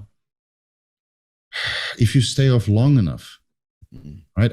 I don't see it sensible. Let's say you do a 12-week cycle, not 12 months, 12-week cycle. You do your post-cycle therapy, which if you do it properly, you let your androgens decline. That might take 4-6 weeks anyway, right? Before you even start the post-cycle therapy. And then you do your ACG or your enclomiphene and tamoxifen for 4-6 weeks. So that's already 3 months. Then you need to stay off 3 months just to give your testicles some time to make some sperm again and produce some testosterone again. But a lot of guys, they do a cycle, post-cycle therapy cycle, 2 days apart. So they're off for like a day. So does that really count as going off? I don't think so, because the tamoxifen and the enclomiphene or Clomid, they still alter your testosterone production. So you didn't give yourself adequate time. And for me, I was 6 months now without anything. When I say without anything, I was still using growth hormone. So right, that's where the bodybuilder comes in. I'm off. It's actually off plus something else. Every time we have somebody like you or Tony Huge or just somebody who knows a lot about like pharmacology, I always like internally laugh at how complex this stuff is, and because when I see some people talk about it online, I'm just like, you don't seem to know what you're doing. It's just like you explain all these things, and like these things are some of the reasons why I'm just like, I'm good. Like I'm so good off of this because it's a lot to do. And one big thing I think that not a lot of people think about is you've been spitting out like some prices here and there, some dollar amounts of what some of this shit costs. I'm just like, this sounds like it could be pretty pricey. So I'm curious about this, man. Like, what do you think? And I know everybody takes different things and different things have different prices, but let's just say a guy wants to get pretty big. Maybe he doesn't want to be Mr. fucking Olympia, but let's just say he wants to look pretty jacked and get pretty big. What is like maybe the minimum cost of the minimum things that an individual is going to need to do, along with the cost of the lab work that he's going to do? Just can you give people an idea of just the monetary investment if you want to do this safely? Not just if you want to get your drugs and take them, but the tests and all of this. What should people be thinking about? I need to have this much money put away. I made a video about this called the sinkhole, the bodybuilding sinkhole of money. Ooh. It's the Sarlacc pit from Star Wars, where it just rains money on top. And I think I came to a calculation of like $15,000 a year or per month, depending on how much you're running. Now, some guys spend $75,000 on their drug bill and their bodybuilding and their physical therapy and their blood work, right? I calculated everything: the food, the gym membership, the drug bill, the physical therapy, right? Because we need some deep tissue massage. And then the ultrasounds, the imaging, right? Just to put some money aside just in case, right? Calculated that over the entire year. And I think at the top level, $75,000. I spend about, I think, $25,000 a year just for the bodybuilding. That's including the food. And no, it's a lot of money. Yeah, it's a lot of money, but the potential in the fitness industry is also quite high. So, well, it's an investment, right? Like every time I do blood work and make a video about it, and I'm open about it, so you always get backlash, unfortunately, right? Why would you expose yourself to all this stuff? Well, because it's my hobby. And every time I invest a little bit of money into this blood work for my own well-being, to put the hypochondriac at bay, and I make a video about it, it results in business. And I have 32,000 subscribers now, so whoever wants to watch that video, they benefit from the information that I share. Mm-hmm. But let's say you don't make money off the fitness industry, then $25,000 a year is a huge sinkhole of money. Some people earn that much, right, after taxes. So it really depends on what you want and if you're making money off the fitness industry, because there are people who are making $200,000 a month off the fitness industry, right, or more. So, yeah, right. So for them, it's a marginal increase. But the guy that is a recreational lifter and just goes to the gym to have fun and maybe wants to be a little bit jacked, okay, let's say the testosterone costs and the blood work a little bit. I think if you put $500, $1,000 per month aside, you can develop a very, very good physique. And that's including the food, the gym membership, and the blood work and all that stuff, and the steroids and the health supplementation that are required. But it will cost you money. Even hormone replacement will set you back $100, $150 a month. And then if you do that under guidance, it will be more expensive.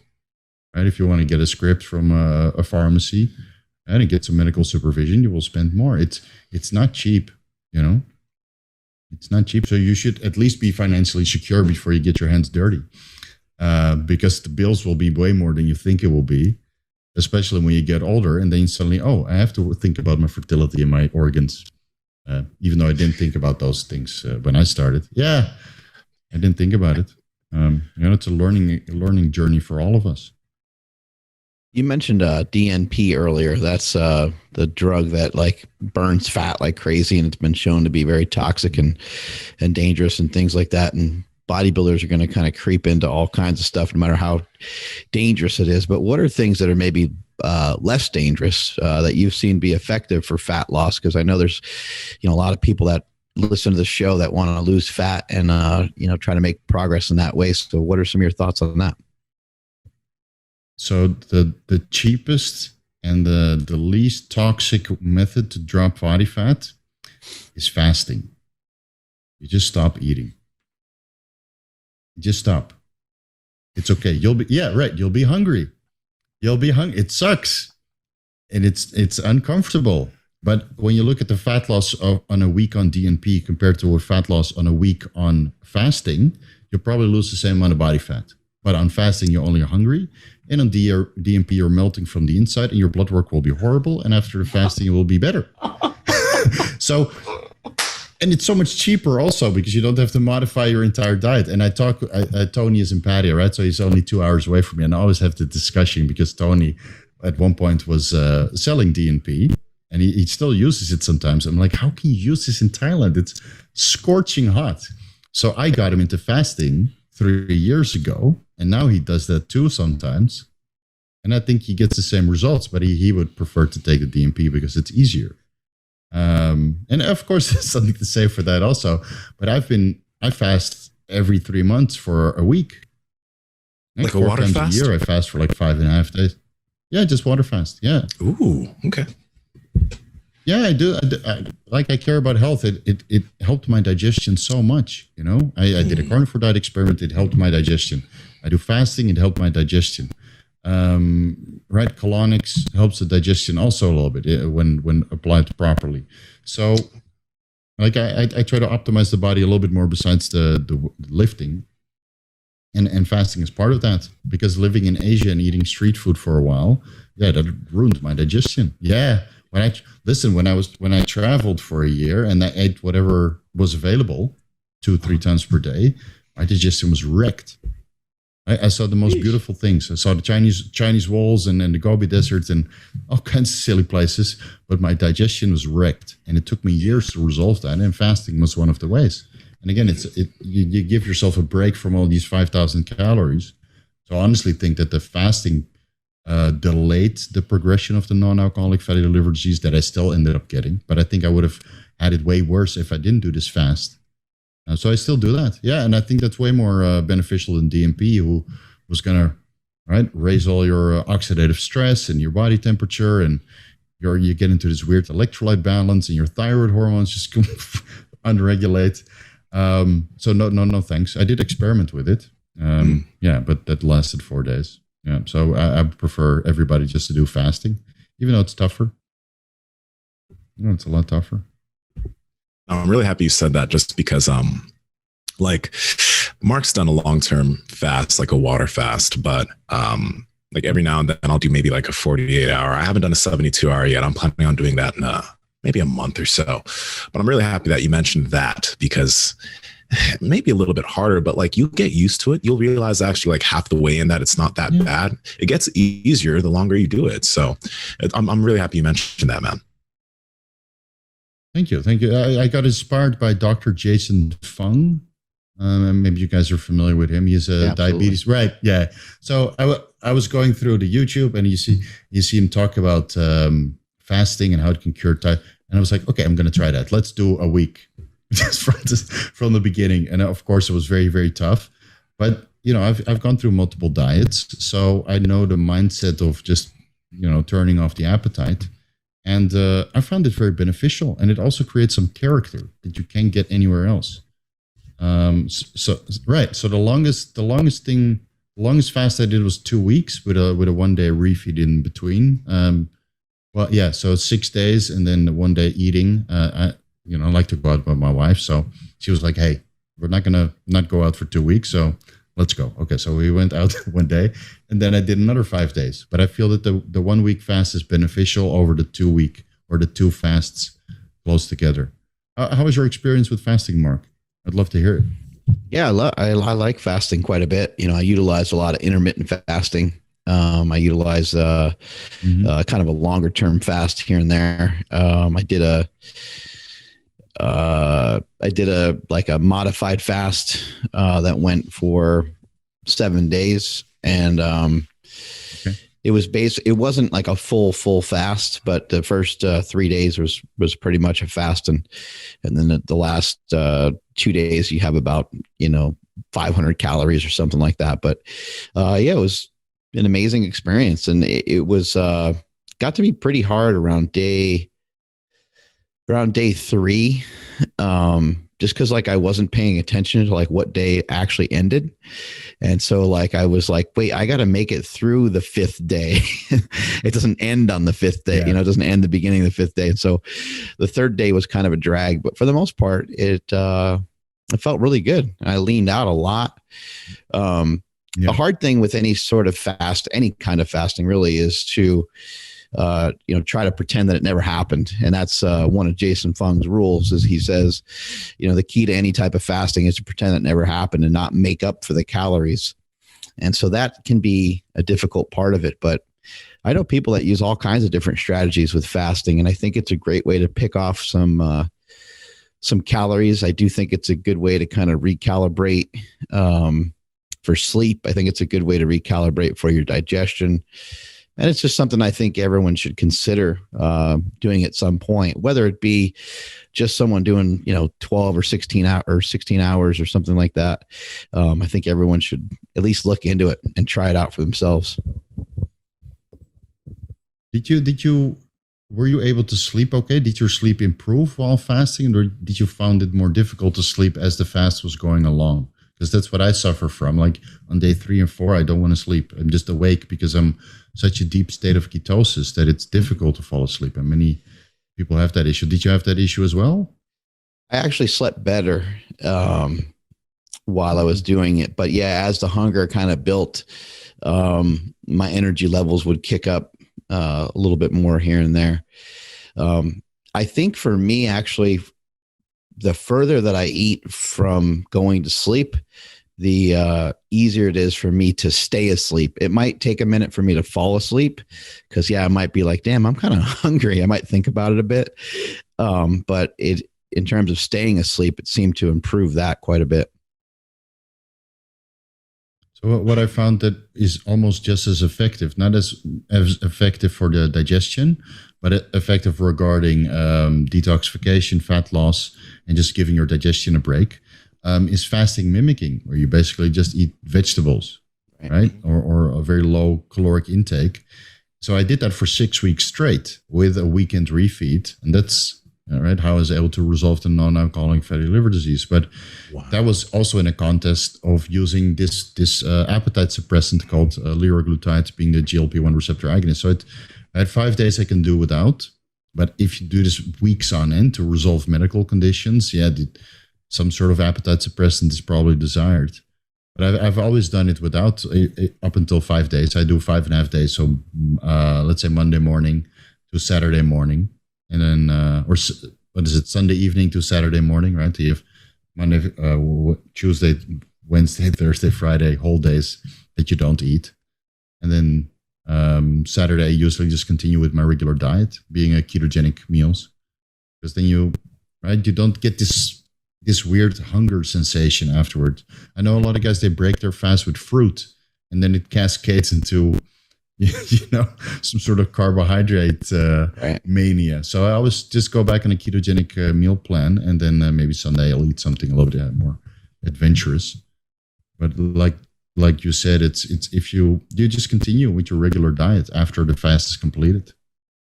Have you noticed when you fast, whether you're on stuff or off stuff, have you noticed, like, because a lot of people think that you're going to lose a bunch of muscle. And some people, like with me, they'll just say, oh, well, you're on shit, so of course you can fast. But Nsima, he goes a different route with what he does, and he does fine. He doesn't seem to be losing any muscle over there. What's been your experience? So if I do a fast drug-free, you lose fullness and glycogen, in both cases, enhanced or drug-free. You lose fullness, you lose a lot of glycogen, a lot of water, right? The scale drops down dramatically. But I don't feel that I really lose strength. I lose a little bit more strength now compared to being on stuff when I would fast. But it comes back in a few days. And I usually schedule a deload when I want to fast. So I'm in an overtrained state, or it's time to take a break from a week of grinding in the gym anyway. So I'd stop eating, stop training. And then I usually pick up right where I left off, maybe one rep less, but the weights are the same. Yeah, the weights are the same. We've been training for such a long time. So that also plays into it. I think the guys that have maybe a year or two of training under their belt and then do a week fast, they will lose all their gains because it's not hardened. Those gains are not hardened yet, under the weight or on PEDs. So I think the longer you're training, the less of a negative effect it has on your performance, and only benefits, right? So I feel it's highly beneficial, and it's such a freebie. It's such a freebie. You just don't eat. Right. What are some things you've done to improve sleep? Have you found anything that's been really effective in terms of helping you sleep? Not to be honest, I sleep usually pretty good. So I've never really had to incorporate much. Nowadays, I run a little bit of melatonin before bed on days that I work late. So after this podcast, I will administer 6 milligrams of melatonin just to clock out, and then I can go to bed. But I don't do that every day. So, like recently, I work a lot more. I have clients, all this business stuff that I have to manage. So when I work late until 9:30, and I want to go bed at 10. I do run a little bit of melatonin, but I found that it works very well if I just stop all the work at around 8. Then I have about 2 hours to unwind. I just kind of calm down and relax and turn my brain off naturally, and then go to bed at 10 o'clock. Just try to sleep according to the circadian rhythm the best possible. And I also found it very easy to make myself tired with the strenuous workouts, and then you're just fried at the end of the day. That puts me right to sleep also. So I to be honest, I've never really had a need for sleep aids because I can always sleep well.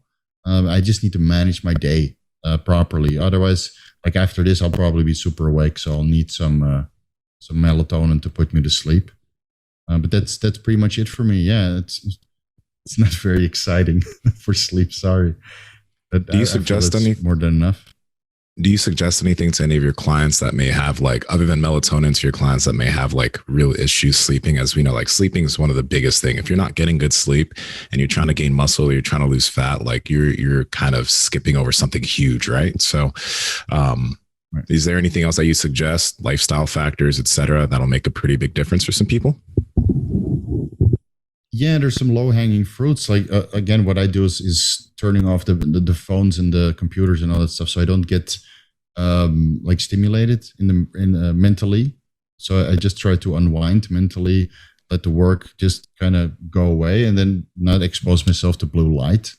That helps a little bit also. But sometimes I end up looking at some TV, right, watching some TV. So that's a little bit of blue light. I just slowly turn the lights off to kind of simulate the circadian rhythm, because right, if you're always behind the computer screen or watching a television or keeping the lights on, you're not really allowing the circadian rhythm to sit in. So I just slowly start turning the lights off. That worked quite well. Some guys just have difficulty sleeping. There aren't too many androgens to keep you awake also. So maybe you have to space. Yeah, really. Yeah, maybe not take pre-workout oral steroids if you train in the evening, because those oral steroids will still be active after your workout. and then you're like, a little bit stimulated. Cutting the coffee to 4 p.m., right? Let that metabolize. And then there's things you can look into like a melatonin or 5-HTP, which is a building block for serotonin, or in combination with vitamin B6, which then converts the serotonin into melatonin. Of course, you can't use this if you're running a selective serotonin reuptake inhibitor or any other antidepressants. So you'll have to see what you can use. And then there's GABA or Phenibut, but you should not use that every day because there's some withdrawal symptoms, especially with Phenibut. But I think a lot of people, they just stimulate their brain a little bit too late in the day, and it's difficult to turn everything off. But I found that worked very, very well for me, especially when I had a lot of clients. Like the phone would just nonstop, messages. So I would just put the phone away 8 o'clock and just let myself calm down and then go to bed and maybe read something. Or, as boring as it sounds, but I think the mental things helps quite a bit. Have you taken anything that has worked really well for strength?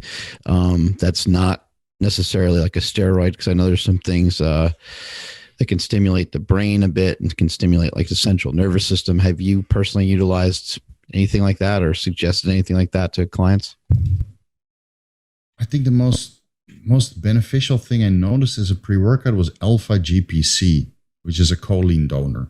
So it helps with neurological drive and focus. A lot of people in the nootropic space just space out their alpha GPC over the day, maybe have 300 milligrams multiple times per day. But I found if I took that before the workout, 600 milligrams, it would just give me an insane drive and mind-muscle connection that I would otherwise not have. Agmatine sulfate came before that. I think that's also found in a lot of pre-workouts, and especially combination of agmatine sulfate and alpha GPC. I found that it gives you an acute response in the gym, right? And if you overdo it, you start grinding your teeth a little bit. So, there's an effective dose and a too much dose, and then you're still a little bit too stimulated afterwards. I found modafinil, same thing. Right, but it's also not something you want to run every day. I don't have access to Adderall here because it's highly illegal in Thailand. So I unfortunately don't have the experience, but it might be the same as modafinil. There's so many compounds that can increase your workout performance besides the steroids. Right? There's so many. There's a pre-workout mushrooms called Peak O2, and I found it to be beneficial.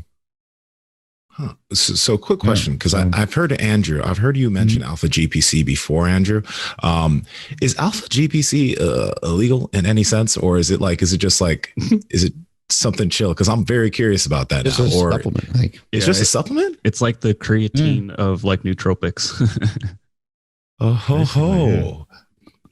To give this a shot. Okay. I like it. Yeah. I remember a couple of years ago, agmatine sulfate really came to the market. And then alpha GPC came out a little bit later, and I prefer alpha GPC over agmatine. But of course, on leg day, a combination. If you're trying to set some personal bests, then a combination might be beneficial. And it's not something that you really get used to or that you need to do a post-psychotherapy for. So that's why it's commonly found in most of the popular pre-workouts. And Derek has a supplement line called Gorilla Mind, which has agmatine sulfate in the pre-workouts and alpha GPC in the nootropics. So I just take both before leg day, and then I have a killer workout. Yeah. Yeah. What's a proper dosage of alpha GPC? Because I've seen a lot of nootropics also have that, and I'm a dork for nootropics, but I've always seen that they don't have nowhere near enough, but I don't know what enough actually is. But I just know it seems like in that one little capsule, like there's just no way they can compact enough of alpha GPC to make it effective. I think like 300 milligrams is already effective. And then in the context of a pre-workout, maybe 600 milligrams. I went up to 900 milligrams one time, but I did not notice a dose-dependent increase in performance. So for me, I feel that 600 milligrams alpha GPC is like the max dose that I can get benefits from during the workout. And then it depends on which workout I have. If I have a quad day, I do 600 milligrams. If I have a chest day, I do 600 milligrams because I want to increase those body parts. Back, it's already developed, so 300 milligrams is enough, or I skip it. I heard some people use 1,200 milligrams. Personally, I would say that's okay. That might be overkill. So I think everybody can just start low, 300 milligrams, and see if they need a dose increase. Right. Same with agmatine sulfate. Maybe 500 milligrams is enough, or 750. I've had up to 1,500 milligrams agmatine sulfate plus 600 milligrams alpha GPC before a quad day, and those turn into legendary leg sessions. Right? That you get exhilarated when you're done. You're like, oh my god, good job, So some people will utilize workout, a lot of fun. Some people will utilize like Cialis and stuff like that before a workout, right? And it's supposed to help, pump in in some of the other muscles, right? Yeah, don't have any girls around. Yeah. In the leg press is okay, you can hide it, but front laterals, no, you can't hide that stuff. No sweatpants. So for the pumps, it's definitely no. Exactly. So Cialis usually works for the pumps. I can't say that it increases strength, but it helps to control your blood pressure. So if you're doing, heavy deadlifts or leg presses or whatever that raises your blood pressure, Cialis might actually protect you against that. It might also give you tomato face, which is not due to the high blood pressure, but simply because of the capillaries expanding. Like every time John, I love you, John Meadows. You're the best guy ever. But every time I see that guy train, I'm reminded I got to take my Cialis before the workout. And I'm not insinuating that that John is taking Cialis, but it just reminds me, like, that's I get the same red face when I do heavy sets, because it just opens the capillaries and it protects your entire body, the Cialis that way. But it's just a side effect, That's what I always got. So people always laugh. Why you have a tomato face? Well, protecting myself with Cialis against high blood pressure. But the pumps are very, very good. Yeah, especially if you have a little bit of sodium, some electrolytes pre-workout. And in researching all this, you must have come across some performance enhancement in the bedroom, I'm sure, as well. Is there anything you could share with us in that regard? Yes. Have you guys been watching all my videos or no? I've seen quite a these questions. I've seen quite a bit of your stuff, and I'm familiar with Leo's stuff and with Derek's stuff a lot. And I definitely have checked out quite a few of your videos. So I don't think I've gotten into any of that. I've seen you talk specifically.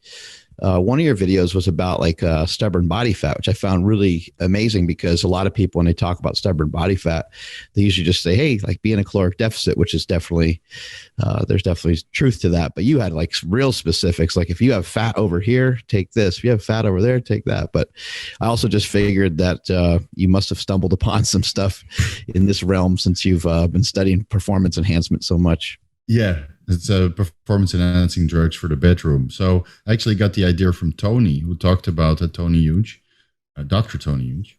So he mentioned something about PT1 for 1 like a while ago. And I was like, what the hell is this? Yeah, it's like melanotan. So I started researching a little bit, and I couldn't really find the source up until recently. So this PT1 for 1, it acts on the mineralocorticoid receptor, melanocortin receptors, similar to how melanotan makes you a little bit darker. It acts on melanocortin receptors. Sometimes I mix up particular receptors.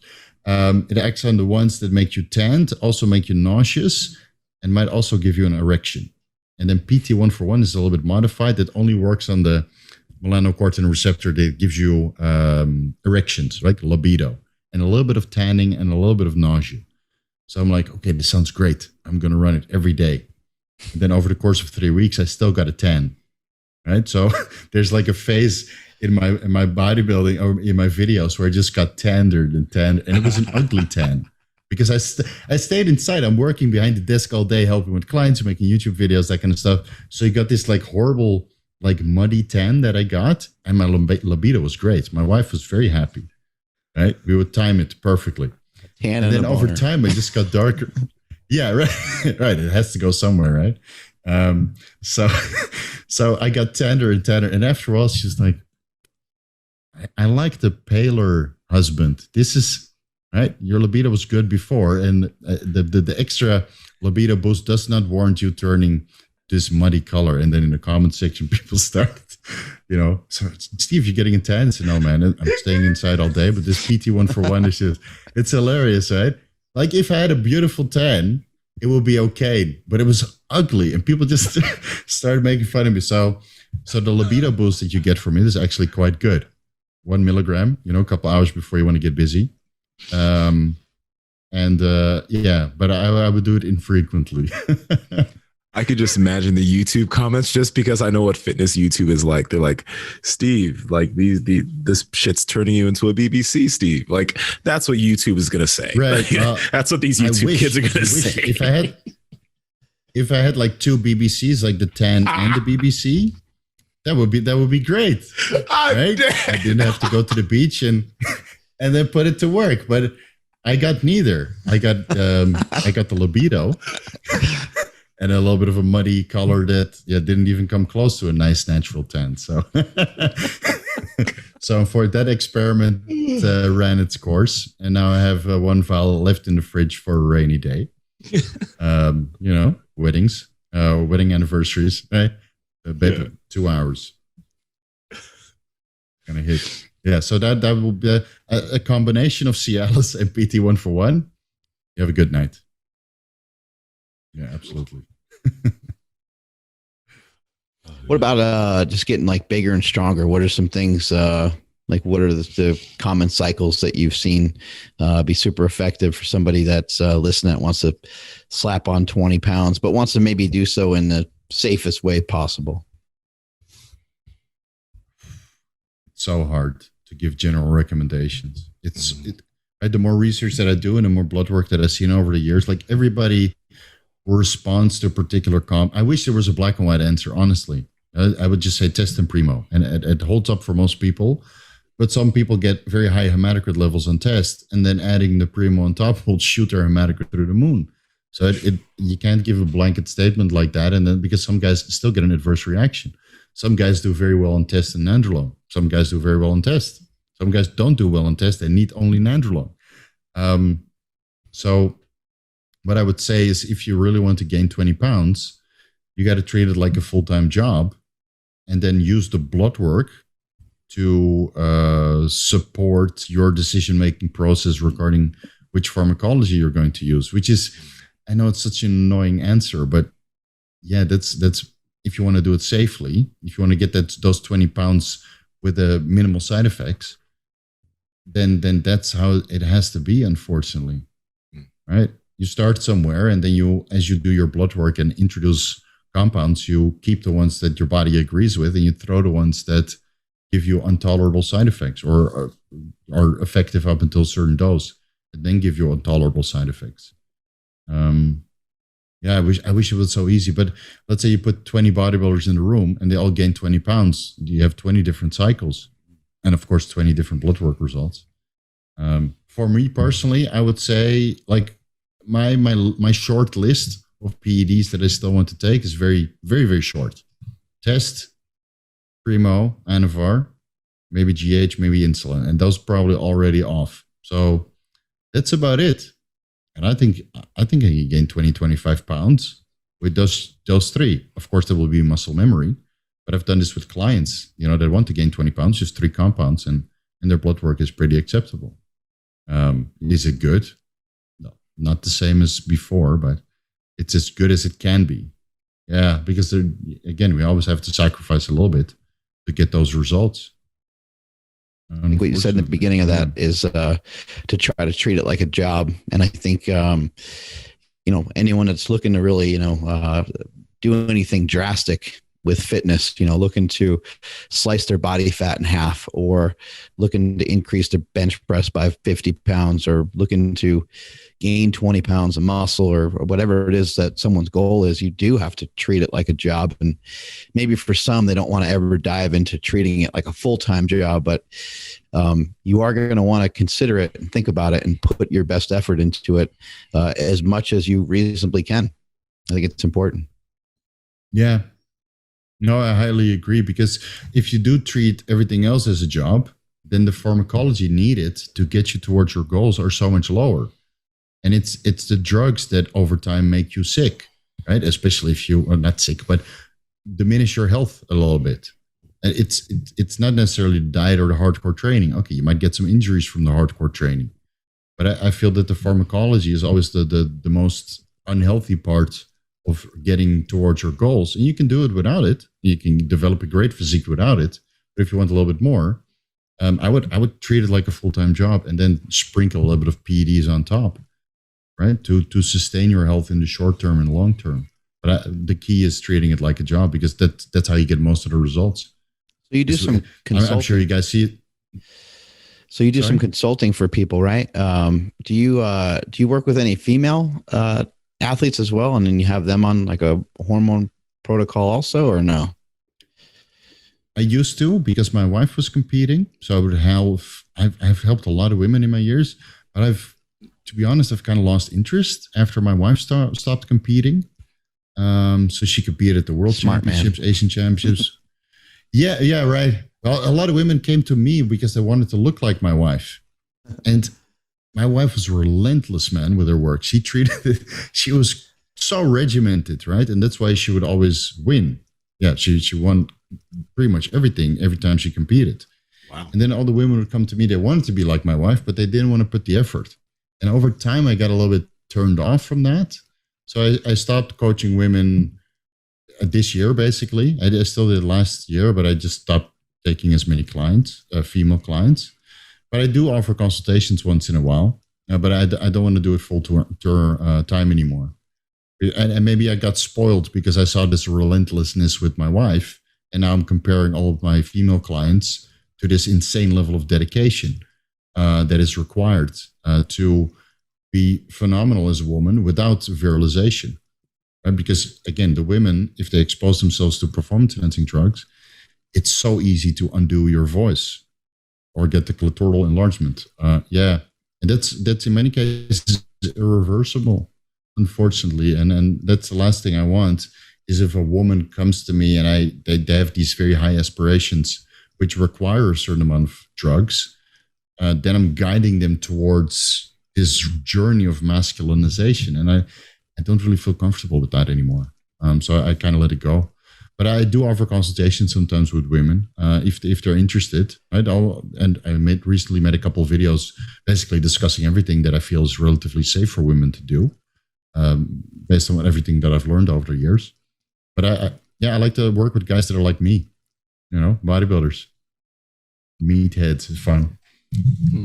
Have you ever worked with any older clients or anybody that's like really considering like the long game, the longevity of it all? I asked this question because I actually just seen a former guest on the show had tweeted out that he was only going to put on a little bit amount of muscle because he wants to live as long as possible, kind of insinuating that the more muscle you have, the less you're going to be here. So I'm curious if you ever, how much does that come into play, or if you've done any research that can, I guess debunk that thought of the more muscle you have, the less time you'll have?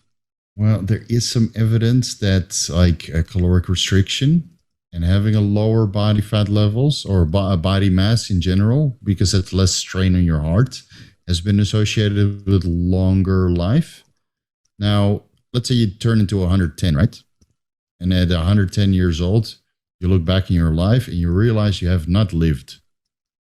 You have not reached any of the goals that you wanted. You didn't lift any of crazy weights. You didn't look crazy in the mirror, right? You didn't get all this attention. You didn't accomplish anything in the fitness industry. It sounds like a very boring life to me.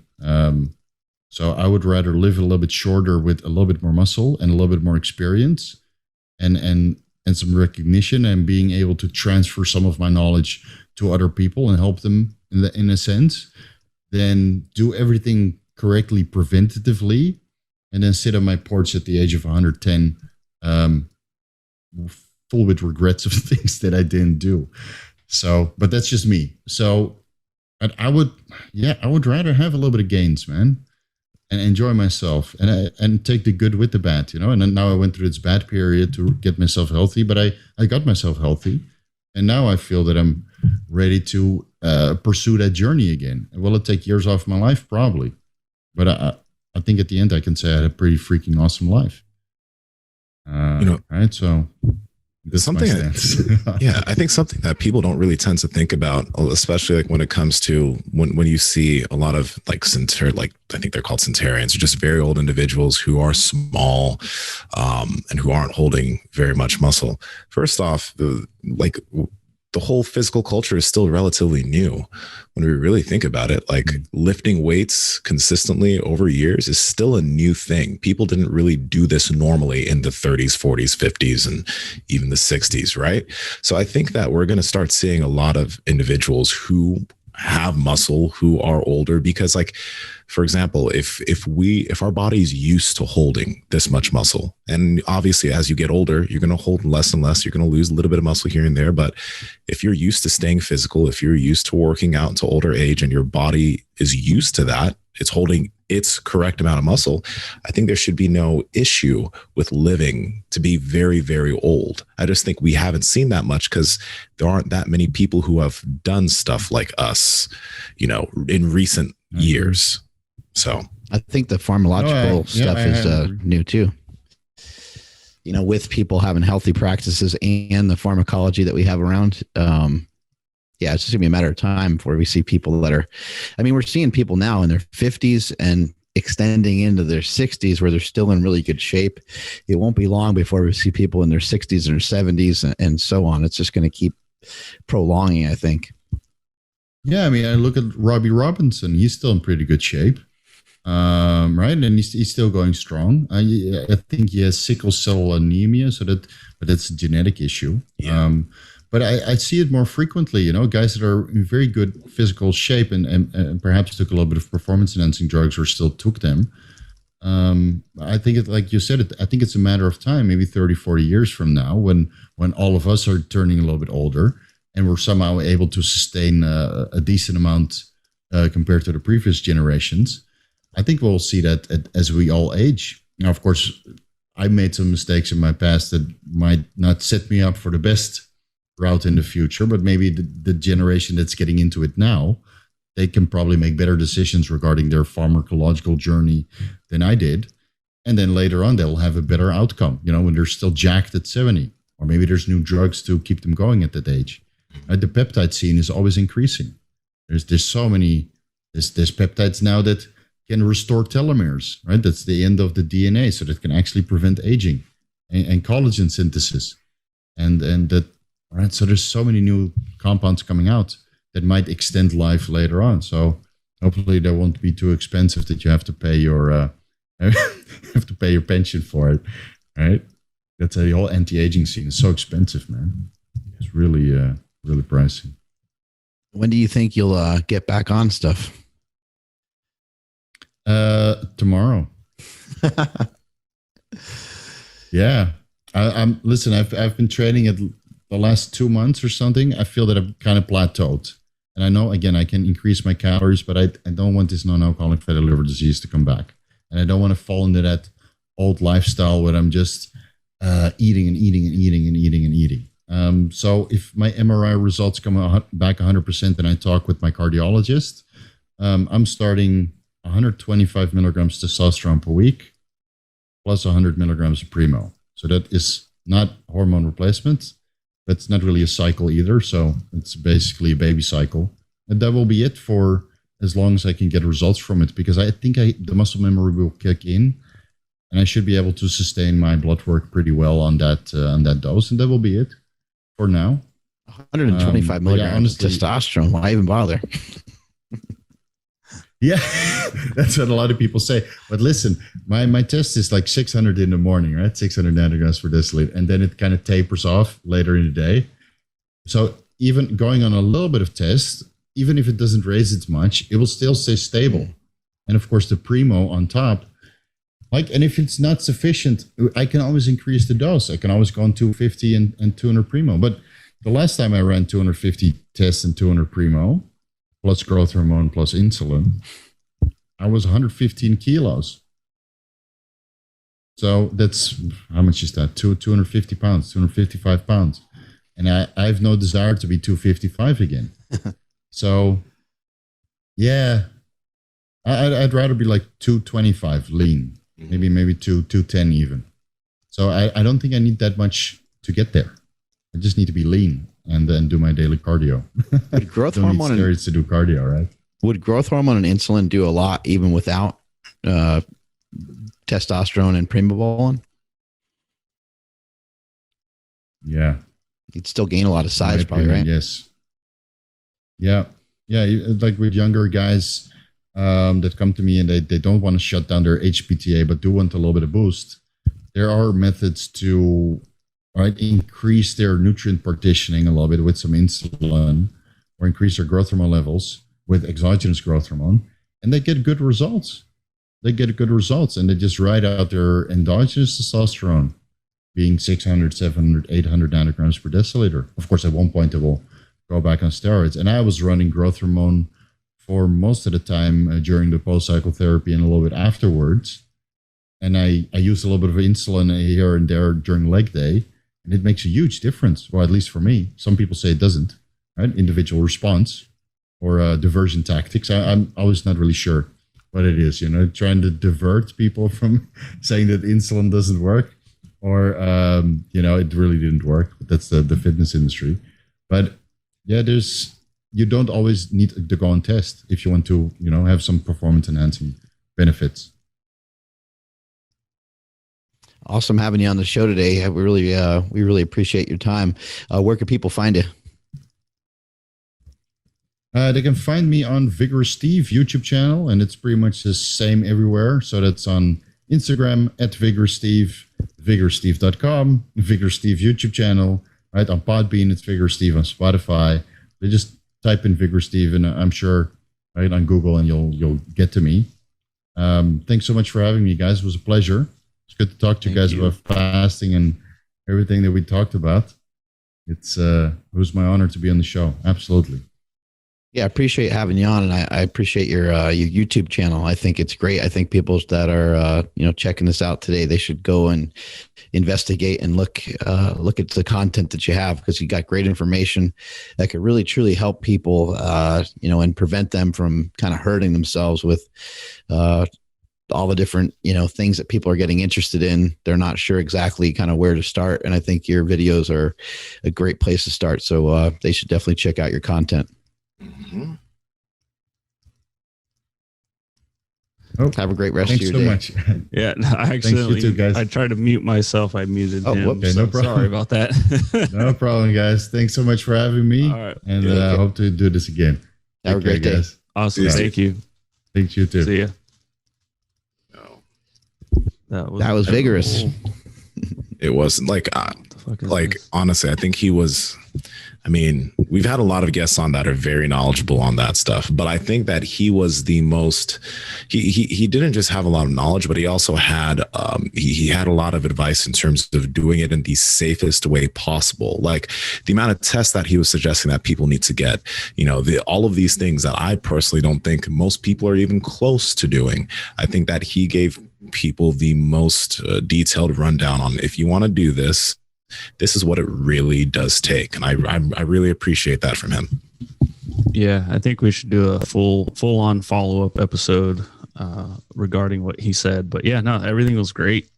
I see why the guy has a big following on YouTube. He knows his shit. I think, there is this like kind of cascade right now of young people, dabbling in taking performance enhancing drugs and stuff. But I do think that the good that will come of it is there are more people talking about it and more people talking about it openly. And what I'm seeing a trend in is just people talking about much more reasonable dosages.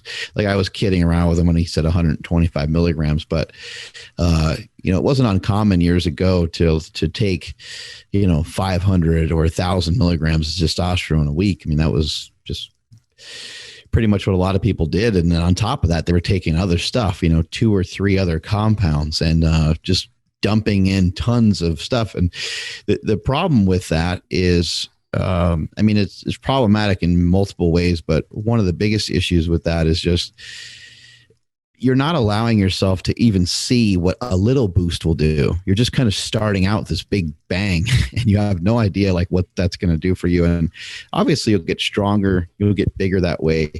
But anyone who's just kind of starting out or thinking about it, it's like, why not? Like he said, you can always take more if he needs to. But to try to rewind and to try to undo the clock or to try to unring that bell later on is difficult. And for him, he had to come off for a couple months and he had to go through some different things. And those are all things to consider, when someone is considering going on stuff. And I think one of the issues we see with some of the younger folks is they're just not really thinking about it much at all. They're just thinking about the positive gains that they're going to get. And they're not really considering any of the possible negative things that could happen. And it's just, it's unfortunate because, you really want to have your training in check.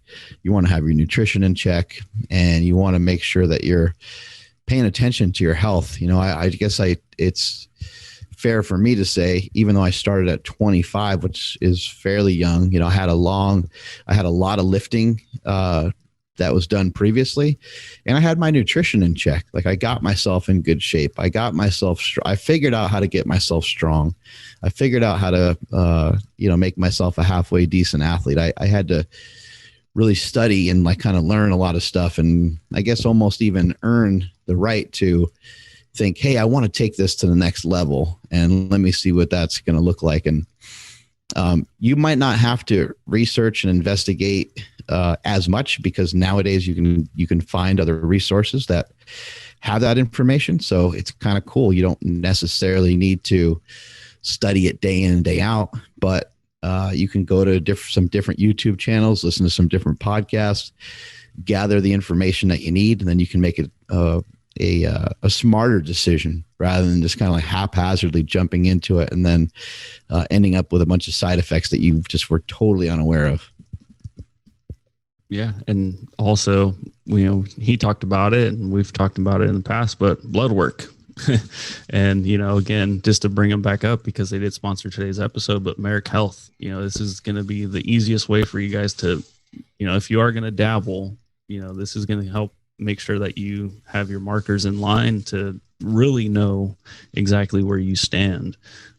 Links to Merrick down below, but yeah, it's just merrickhealth.com/power project for the bundle that's going to cover everything that you're going to need. And again, promo code Power Project to take the $500 price tag down to $399.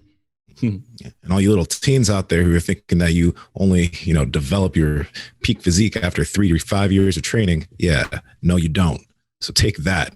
Keep training. Take Shit. That. It pisses me off, man. You do. Stan and I talked about this quite a bit before, and I've talked with many other people. Like, you do kind of get most of what you're going to get kind of early, in a 3 to 5 year pocket, Hard but training, that doesn't, though.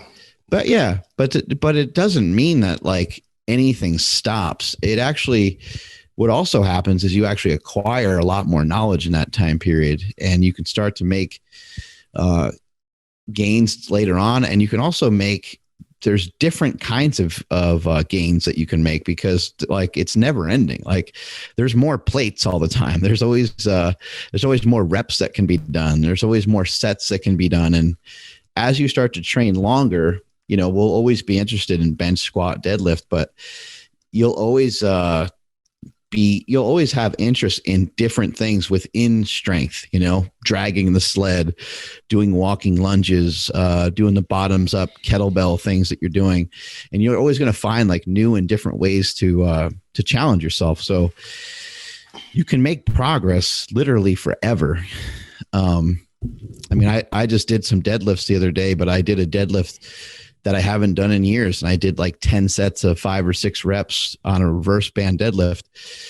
To me, that was like progress just because I have not done that particular exercise in forever. So it's like you have different PRs at different points in your life and at different body weights, at different leanness. You can kind of compare your lifting now to when you were mainly just concentrating on powerlifting, and you can compare that to mainly when you were just bodybuilding. Mm-hmm. And they're all different because now you're a jiu-jitsu practitioner. That's your main focus. And if you go in the gym and you were to deadlift, 735 or something, you could say that's a PR for now at this body weight, because before that you were 270 or whatever, and you were competing in powerlifting. So there's different, they're all different, but there's still progress. You could still make a lot of progress as you keep going. Absolutely. It makes no sense. And there's so many different ways you can make progress, different body weights. You could be a certain strength at a certain body fat percentage. Like I look at that a lot too. Like, have I ever been this lean and strong before? No. Like that is a PR. The last, I was this strong when I was a higher body fat percentage. So it makes sense. After you guys are done, I want to brag about our podcast real quick because I just pulled up some rankings and I have some pretty insane shit to mention. It's kind of wild. Got going on. All right, what are you talking about? This is pretty sick. I went to our Apple Podcast chart rankings on Chartable, and in the United States of America, in terms of fitness, we're number 8 as far as all the fitness podcasts. But hey, check this out. This is wild. Is it just me? That's number 8, or are you guys in there too? I'm like number 40 and Andrew's number 26. Oh, okay. But yeah, you're number 8. You're number 8. But this is some stuff that I didn't realize. Like, first off, we're listened to all over the fucking world. But in China, we're number 7 as far as fitness. And hey, wait up. There's more. Like, there's a lot of other really dope rankings, but we are the number 1 fitness podcast in Finland. We are the number 1 fitness podcast in Romania. We are the number 1 overall podcast. Actually, we're the number 1 health and fitness podcast in the fucking Cayman Islands. And as far as all the podcasts in the Cayman Islands, all podcasts in the Cayman Islands, we're number 19. We're also like really high ranked in a bunch of other countries. But I was just like, what the fuck is going on in the Cayman Islands? Also, Papua New Guinea, we're number 1 in terms of fitness. So we're really high in other countries. None of it surprises me. It was all very deliberate. That's why we have so much ethnicity going on in the show. Hey, do you think we can go on tour to the Cayman Islands? Maybe somebody will know us there. Right. Oh my God, it's a power project. We're number 12 in Canada in terms of fitness. But yeah, we have a lot of really high rankings. We can't walk down the street in Cayman Islands. All right, I gotta poop. Okay, well, all right, well, let's get out of here. That was awesome. Thanks for those, Nsima. And thank you, everybody, for that has been able to rate, review the podcast. If you downloaded the episode, if you've written a review, thank you so much. I really appreciate it. And it's an easy, free way for you guys to say thank you if you feel inclined to do so for any of the podcasts that we've done. Just iTunes, rate, review. I believe it's going to be down in the podcast show notes, as well as the YouTube description. There's going to be a link for you guys to be able to rate and review. And again, shout out to Merrick Health for sponsoring today's episode. MerrickHealth.com/Power Project, promo code Power Project at checkout on the Power Project bundle. That'll save you $101. Please make sure you follow the podcast at Mark Bell's Power Project on Instagram, at MB Power Project on TikTok and Twitter. My Instagram and Twitter is at I am Andrew Z, at the Andrew Z on TikTok. Nsima, where are you at? Nsima Inyang on Instagram and YouTube, and Nsima Yin Yang on TikTok and Twitter. Mark. Great show today, guys. Strength is never a weakness. I'm at Mark Smelly Bell. Catch you guys later. Bye.